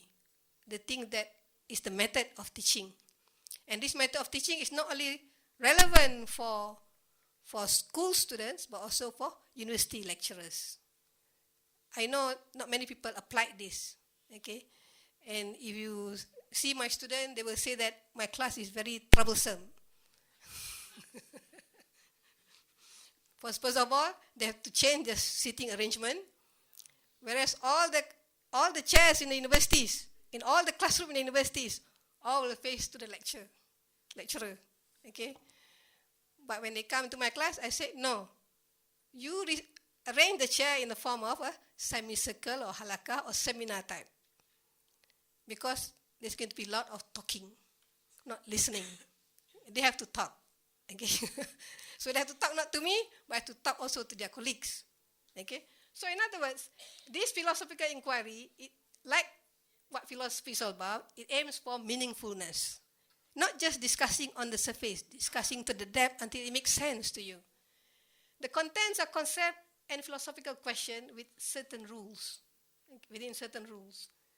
And the process is there has to be a committee of inquiry, or the shura, you call it in the past. And what you do is you have a lot of questioning, reasoning, evaluating, analyzing, reflecting, and synthesizing. Okay, this is part of it. Now, what does a committee of inquiry do? What do the students in the class do?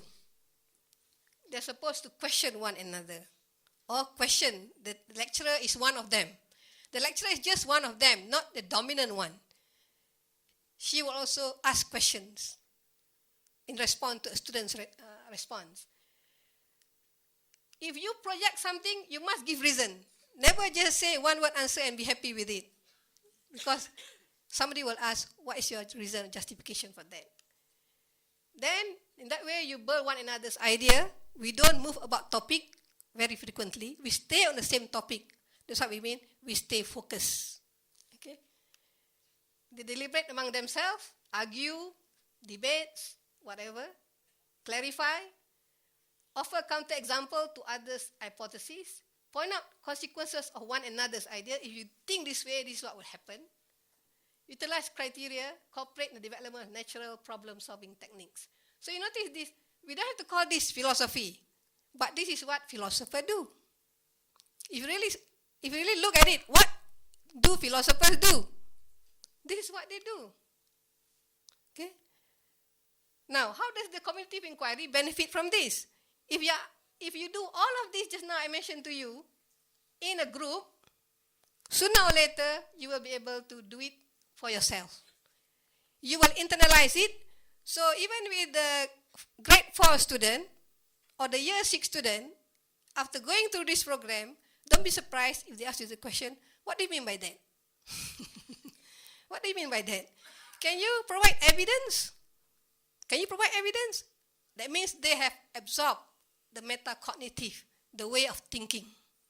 And that's what philosophers do, okay?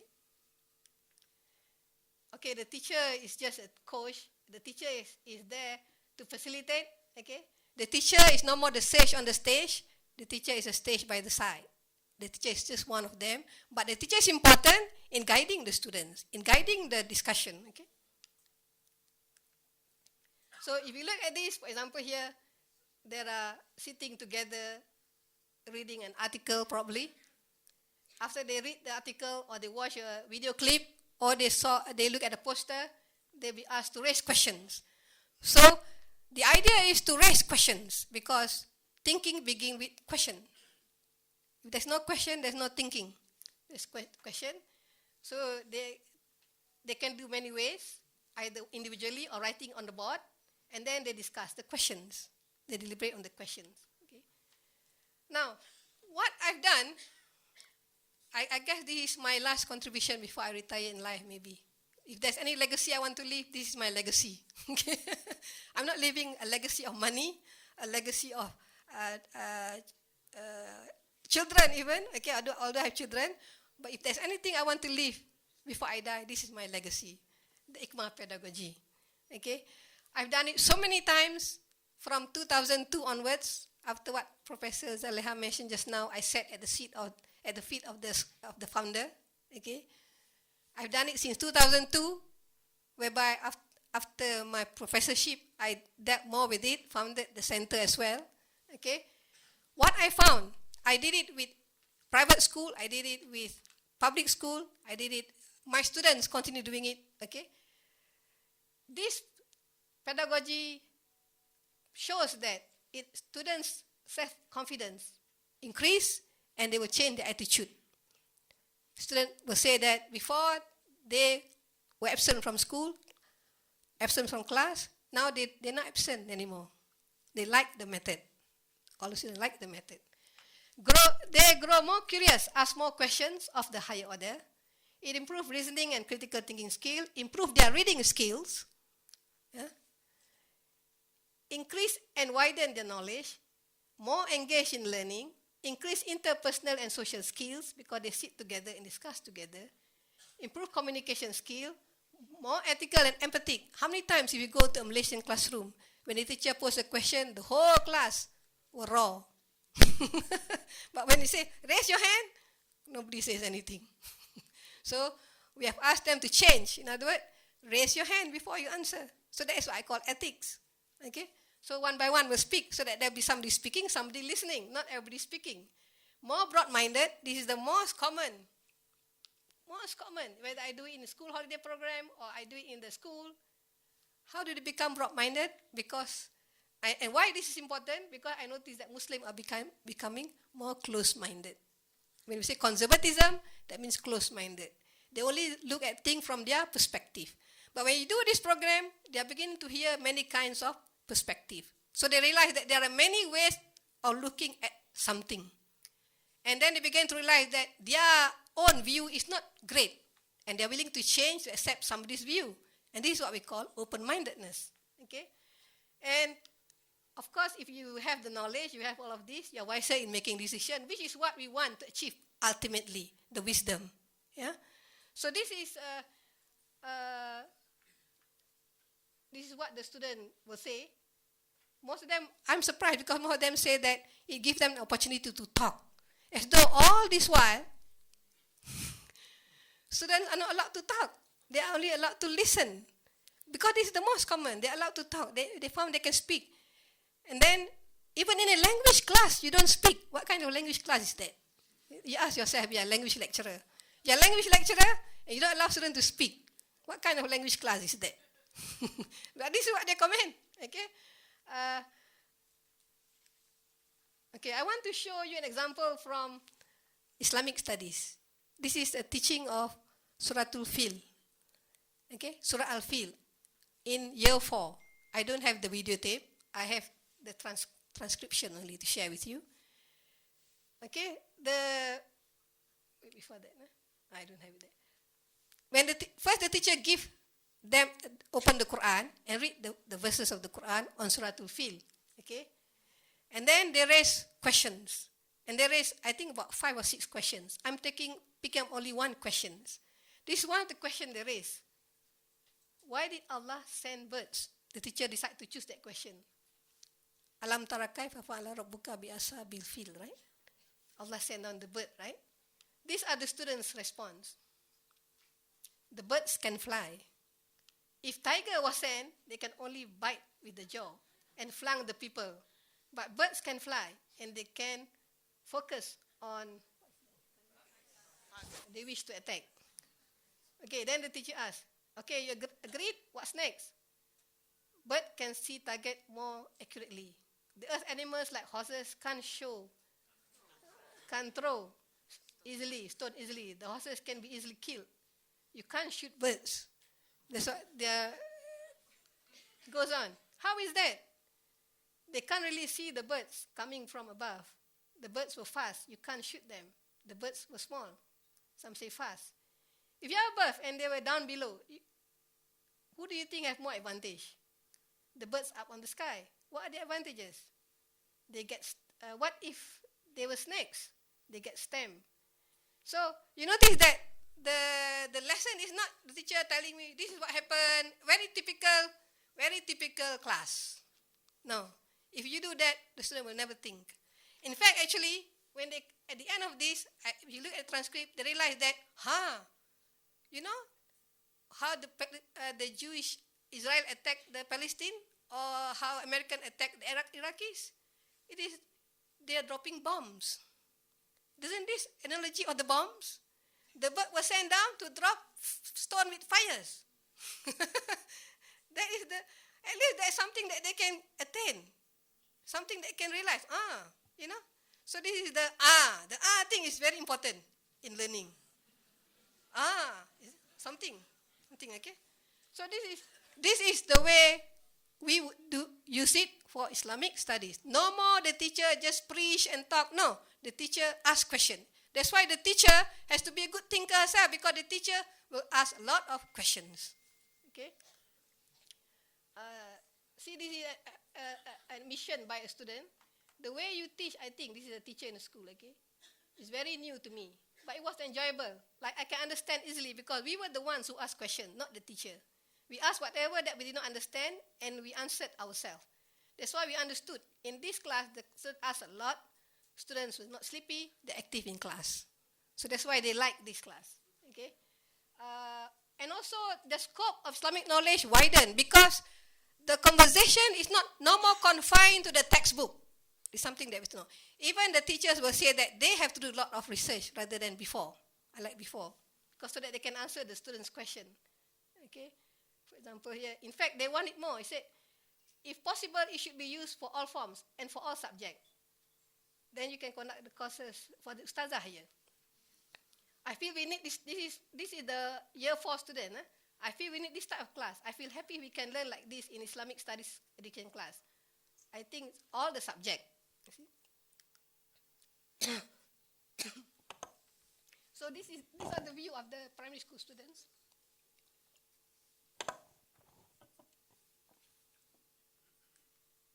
And there was a collaborative study that we did with the Gombak schools that involves 3 schools, upper secondary, lower secondary, and primary, and involves these subjects: English, Malay, history, science, Islamic studies, education, and mathematics.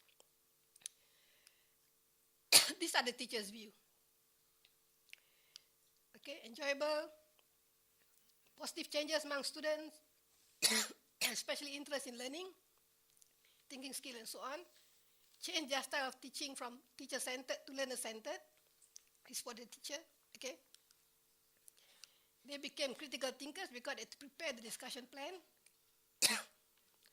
Creative, increased their knowledge because they had to read and do more research. And this is something that we, all of us here, we always feel that we are the sage on the stage, right? Whenever a student asks a question, we'll be the first one to really answer the question. Now, if you want to employ philosophical inquiry, you are the last one to answer the question. What do you do when somebody poses you a question in class? When a student poses a question in class, even at the master's or PhD level, you throw it back to them. In other words, if Noraini asks me the question, okay, I will throw it to, let's say, Wan Zanaria. What do you think, Wan? Something like that. And then she will give a response. I will ask another student, what do you think? Okay, so in other words, it's like a chain, but not moving to a new topic until we are all satisfied. So this is what I mean by I hold back myself. So teachers have to hold back themselves. If they don't hold back themselves, then they are the one who is what they call this, getting better and better, not the student. Okay. These are the secondary school students' view. It's the same actually what they found, okay, with the primary. And in terms of the achievements, we did the test, we did the program after their midterm, mid-year exam, and we finish it before the end of the year. So this is what we found for the Form 4 classes, okay. You notice that it is significant for sejarah. There is improvement in the means for science, but not significant. Sejarah is significant. English is significant. Oral English is significant. But you notice here, this is what happened. This 4 beta English, 4 beta is the first class in Form 4. That means the best class. 4 progressive is among the worst class. Maybe middle or end, closer to the end, okay? You notice that this class, they depreciated in terms of the achievement. I don't know why. Because if they appreciated, it has to be negative because it's pre minus post, okay? They appreciated. But the oral, they depreciated. That means they improved the oral. Similarly with Bahasa Melayu, improve in both lisan and essay writing and so on. But for the poor class, this is the comparison, the good and the poor, okay? They improve in both. Both writing essays, now they have more ideas. That's the comment they're saying, more ideas. Because they have listened to many people speaking in class. And now they also improve the oral because they have to speak a lot. So you notice that this is good for the not the best class, not the best student even. Okay? Now that is for the primary school. It's primary school for all the subject. This is Bahasa Inggeris Karangan, Bahasa Inggeris Penulisan. This is Pendidikan Islam, Islamic Studies. This is Malay language. Improve in all, except for one, I think, here. For the lower secondary, if you look at the lower secondary, it seems that only one improved, right? For BM here, but the rest not significant. The reason being, 2 Mutiara and 2 Permata are the best class in the level. When you're already the best class, you cannot push much more. So that's why, in fact, we had all three were the best top 3 classes. So we requested from principal, can we change for one medium or lower than medium? And then this is what happened. Improvements in Bahasa. Okay. So if you look at the student progress from the teacher's perspective, you see, I don't know whether you can see, These are many dimensions here. Ethics, what is it? I cannot see. There are many dimensions here. This is the attitude, the ethics, the metacognitive, the ta'akul. Can't remember what is it now. So, but what is significant is that this is the akhir and this is the awal. This is the akhir, this is the awal. Akhir, awal. Akhir, awal, you notice that there is akhir are all longer, isn't it? The akhir are all longer than the awal. Akhir, that means akhir's achievement is better than the awal. It improves them in many dimensions. Okay? So that's why I'm a very strong proponent of hikmah pedagogy, because I see the benefits. But I'm sad to say, when we did this in the school, the teachers face many challenges. Okay, one of the challenges they face is that the Nazir, when he comes to class, he said, "Why your student don't stand up when you answer question?" Very stupid thing. I told them, why don't you tell the Nazir, ask the Nazir, do you stand up when in a meeting, when you discuss? We never stand up in a meeting, right? We discuss when we're sitting. So that Nazir doesn't understand the concept.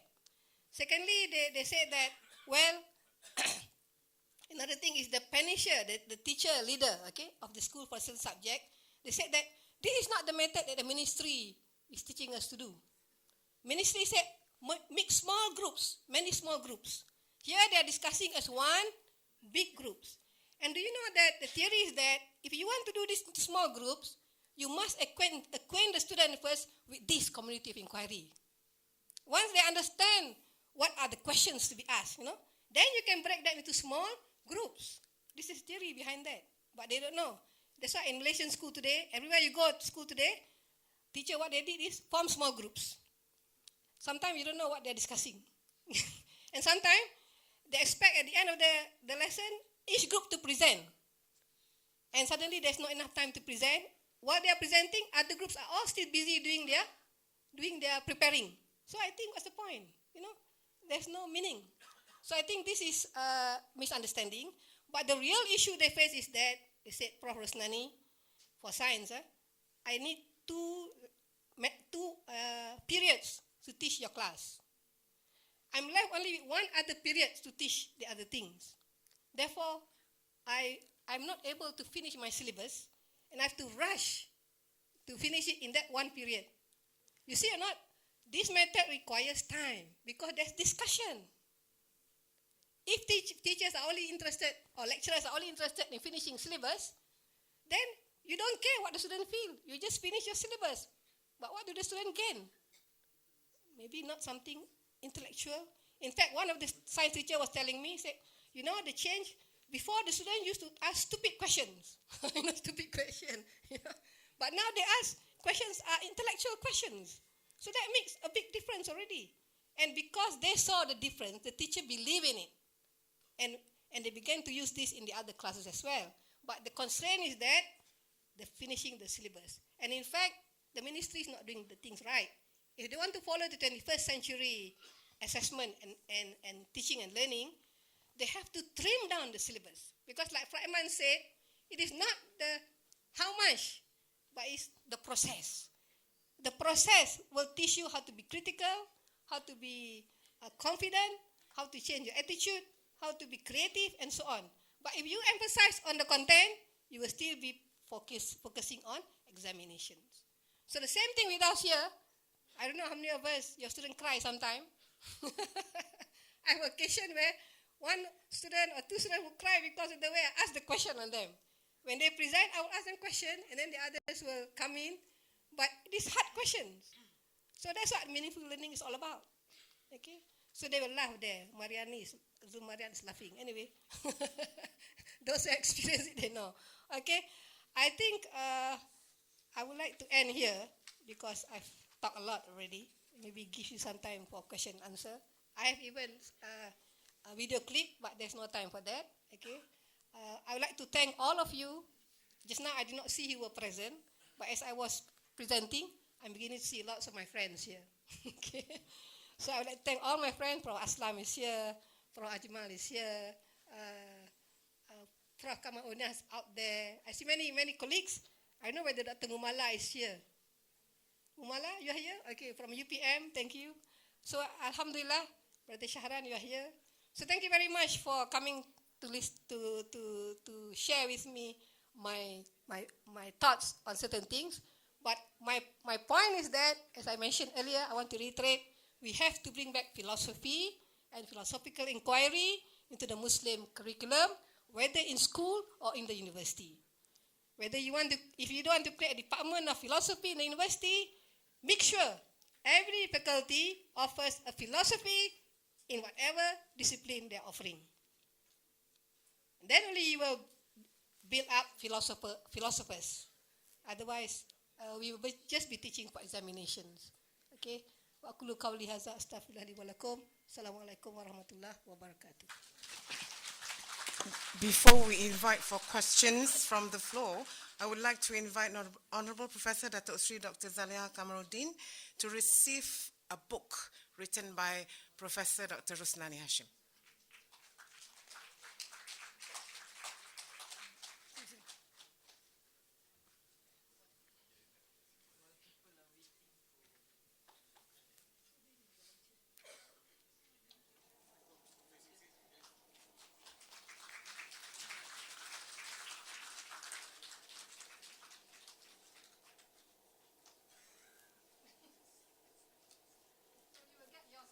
Thank you, Datuk Sri.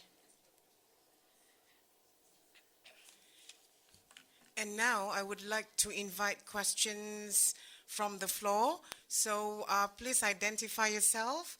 And the microphone is over there. Please use the microphone.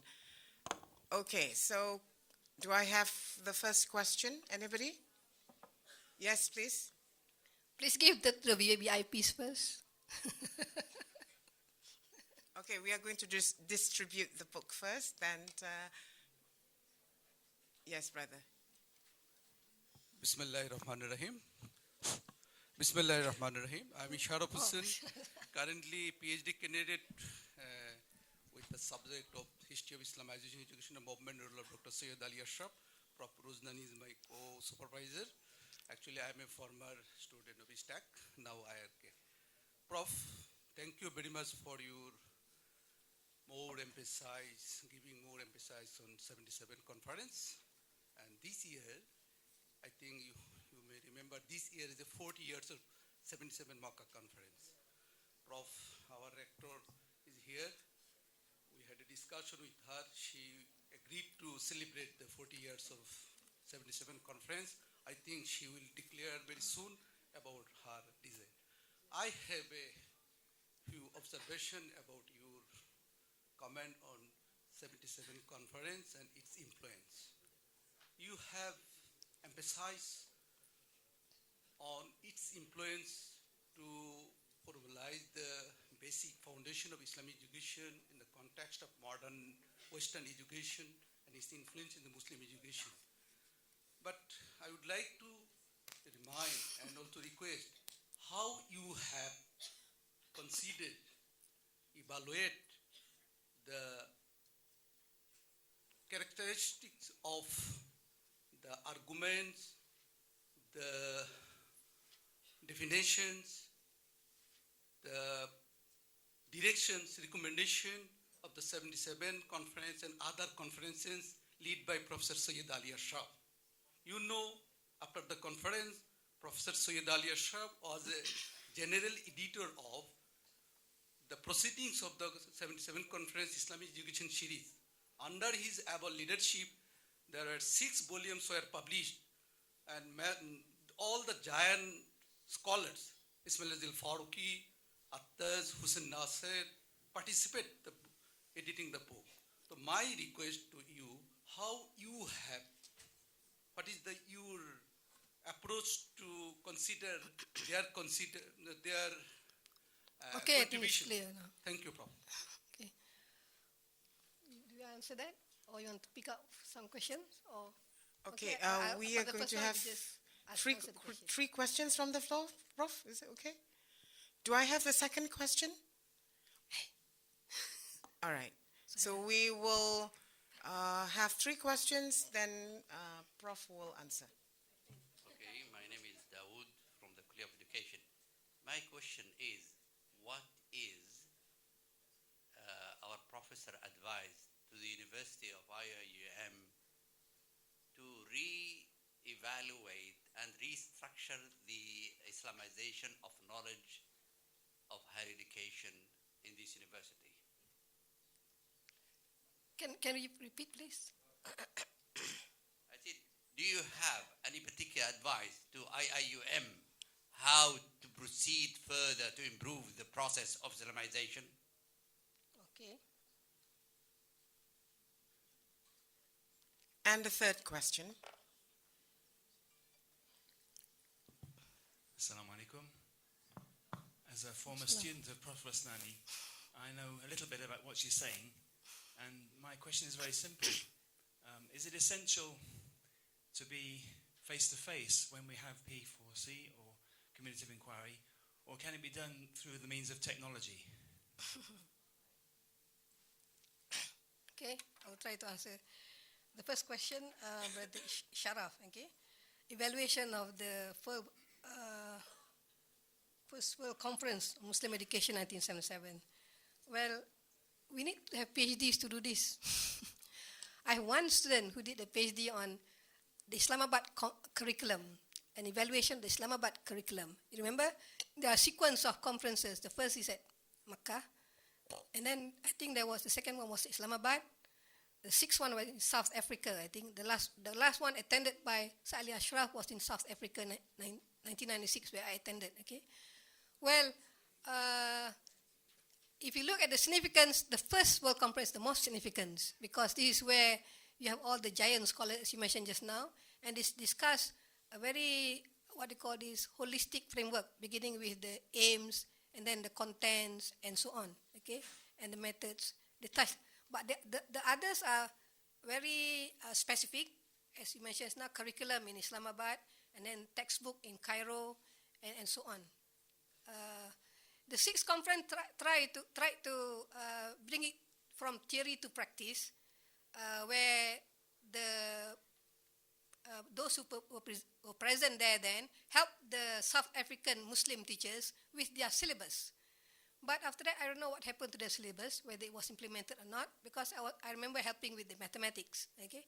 So there was no follow-up, because this is not a formal body, right?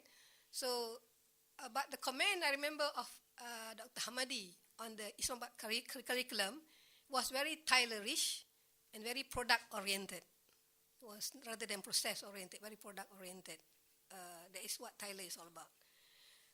So, if we need more about this, we need students to study it. we don't have many students doing foundations. We have many students doing psychology or management.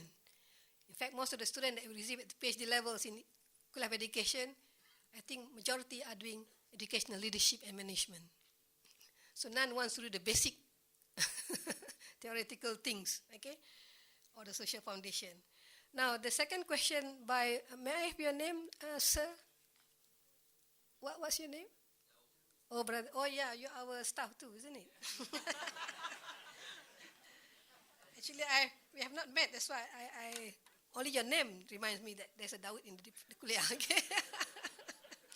Okay. How to improve Islamization? You're talking about Islamization of personality or Islamization of knowledge? We are talking about Islamization of personality. I think at this point of time, at this point of age, we cannot bend the bamboo shoot already. Okay, because you're all bamboo, not bamboo shoot. Personality should be done in the primary level or secondary level. But now you are already bamboos. And most of you come here, in fact, when I studied about Islamization of knowledge here, I realized that most of the students who came here because of the Islamization. So in other words, they are good already, inshallah, inherently good. Okay? Of course, there are a few bad apples, but let's not generalize from the bad apples, generalize from the good apples. Okay? Now, you're talking about Islamization of knowledge. I think, as I mentioned just now, this is what I was saying. Our Islamization of knowledge is that we are lacking the philosophical foundation. We don't know who is Al-Ghazali. We don't know who is Ibn Khaldun, whereas these are giant figures. Ibn Khaldun is so great in the West. Ibn Rushd is so great in the West. Do you know Ibn Rushd wrote Tahafut at-Tahafut against Al-Ghazali? This is the way scholars do in the past. When you write something and I don't like what you write, I don't go scold you, okay? Especially if I'm the professor and you are the associate professor, assistant professor. I shouldn't go there. Dawood, you did wrong. This point, no, shouldn't do that. Follow Ibn Rushd. He disagreed with Al-Ghazali. He wrote the book Tahafut at-Tahafut. And how many of us have read? I haven't read. I've been wanting to read that. Tahafut at-Tahafut. What was his arguments against Al-Ghazali? Because Al-Ghazali was criticizing Ibn Sina and Al-Farabi. And these people were already dead. They cannot answer to Al-Ghazali.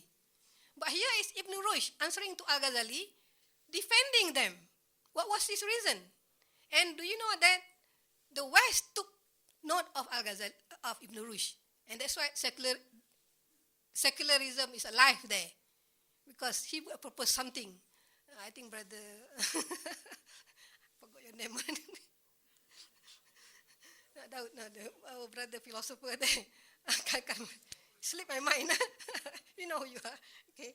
Anyway, so what I'm suggesting for Islamization to take roots, we have to introduce our students to the ideas of Muslims, philosophers. We have to write books. I wrote the book Tradition of Intellectual Tradition in the Malay Archipelago. In my class, in Kuliah of Education, we have two courses. One is Islamic educational thoughts, and one is Western educational theories. Okay, and the one for the master's program is History and Philosophy, Advanced History and Philosophy of Muslim Education, where we discuss all these issues. But in terms of thoughts, how the philosophers of Islam thought, or Western philosophers thought, we offered two courses, which are electives, not core courses. Okay, Islamic educational thoughts and Western educational theories. If the students sit in this class, they can begin to see what is the influence of Al-Farabi, what is the influence of Ibn Sina, what is the influence of Ibn Khaldun on education today. Not just Muslim education, but education in general. But mostly, of course, Islamic education. And if they study Islamic Western theories, they will study Plato, they will study Aristotle, they will study who else? So many names. Then they will know how some of them are similar with what the Muslim scholars view. Some of them are in contrast, like Herbert Spencer. He wrote the book, his thought is, what knowledge is most worth? From that question, he designed his curriculum. And okay, if I were to teach you Islamic educational thoughts, I would also have to teach you the classification of knowledge by Al-Farabi, Al-Ghazali, Ibn Sina, and Ikhwan al-Safa. Now, when I look at their classification, do you know whose classification we're using today in our school curriculum? It is Al-Ghazali's.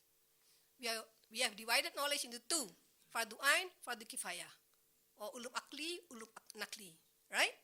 But we haven't looked at the way Al-Farabi looked at knowledge, which has been written a lot by Professor Osman Bakar. I think was his PhD. If you look at Al-Farabi, he's looking at knowledge in a hierarchical sense. You begin with language. You want to learn, you begin with language.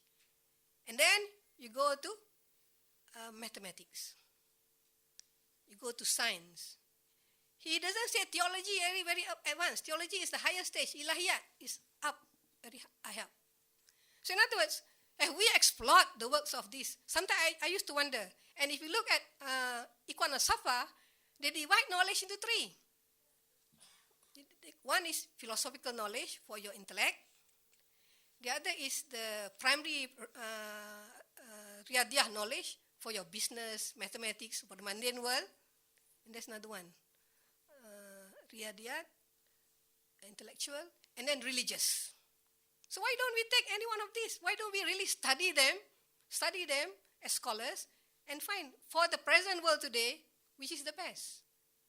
That's why in terms of the curriculum of this university, you notice that we have been proposing that we need the core course to be Islamic worldview, right? The core course. In fact, last time we have about 7 core courses under fundamental knowledge, right? Which is 21 hours. Which today is only reduced to 3 courses, maybe Islamic worldview, Islamic ethics, and da'wah, something like that. But if you were to ask me my opinion, what should be the core of this university? I don't think that core is sufficient. To me, I have to add also something on science, something on let's say science, something's on, if you like aesthetic here, on music. Aesthetic. Of course, philosophy is a core. It can be there. The Islamic worldview is the philosophy also, but we're talking about discipline. So, if you want to say general introduction to philosophy, yes. But my point is that the core will tell you the way of thinking. If you're giving only Islamic studies, you're giving only one way of thinking, which is revealed knowledge. Read the text, analyze the text. But you must have something on science, so that there's another way of thinking, which is empirical. And then there must be something like music or arts, so that they will appreciate aesthetics. It's because we don't have aesthetic that we are dirty and not clean. You know that? It's because we don't have aesthetic. It's because we don't teach our students aesthetic, they like the rock music. They don't know any gentle music. They don't have to appreciate classical or dondang sayang or whatever. You know? So that is what I've been saying in my curriculum. Here is the American liberal arts, here is Al-Atas, and here's Rosnani. I take it away. Okay? In fact, I have a postdoc who wrote the ideas of Rosnani Hashim, okay, in curriculum. I told him, no, don't do that topic because I'm still alive. I might change my ideas. But he did it. He completed it, I think. But I don't know where. I don't think he ever sent it publication anywhere. Okay, because I told him not to. Okay, I'm still alive. So that is the second question. I said for Islamization of knowledge, we have to give the philosophical foundation. We have to go back to our roots. Look at how Al-Farabi thinks. Madinah Al-Fadilah is a great book and extension of Plato's Republic. Plato wanted to produce the philosophers. They call it philosopher king, right? That means they must have a curriculum. He gave a curriculum, and you can only become philosopher king when you reach the age of 55. So his curriculum is very long, until 55, okay? But what did Al-Farabi do? He Islamized it. He added a dimension called philosopher king prophet. That means the leader must have some vision, like the prophet. Okay? So in other words, it's only when I read this, and then this is the thing that I shared with my students. Okay? Hoping that they will read more. Because we are doing it more as a non-formal basis. But if we put it in the curriculum, it is a formal basis. They will have to do it. And they will have to research in it.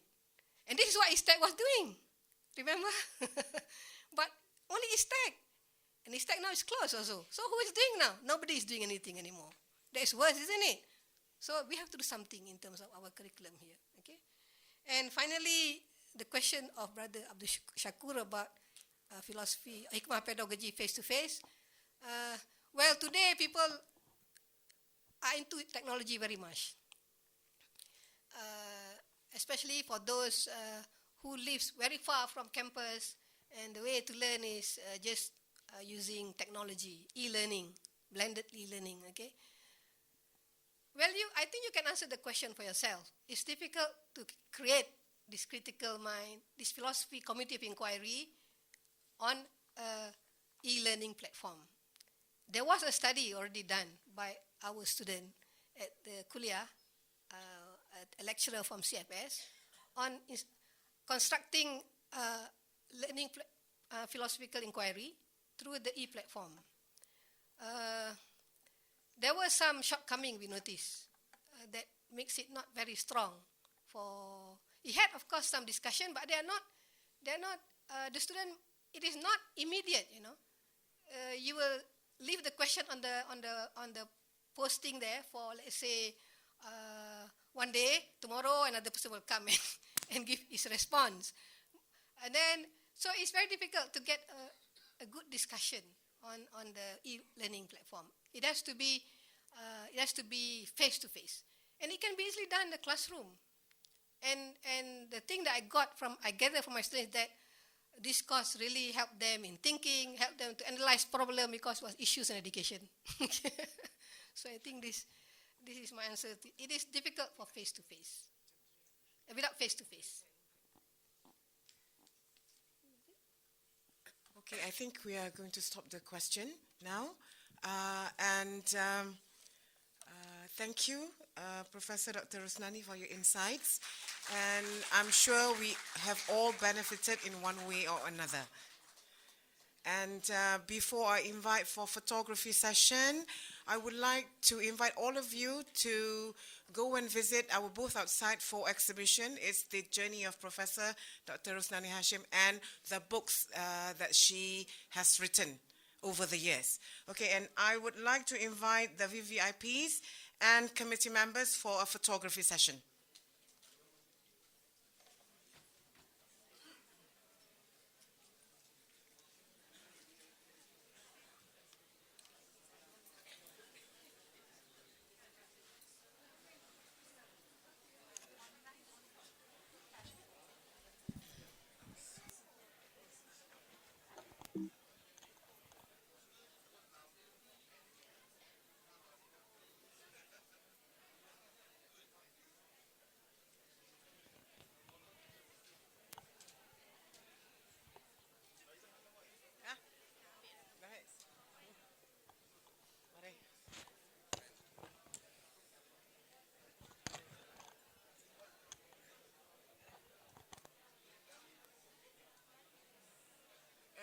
Komiti kat belakang kot.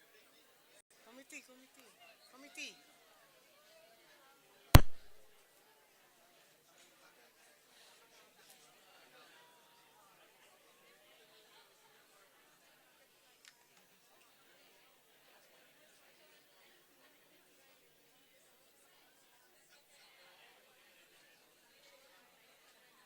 Committee members, can you please make your way to the stage or platform right now, please?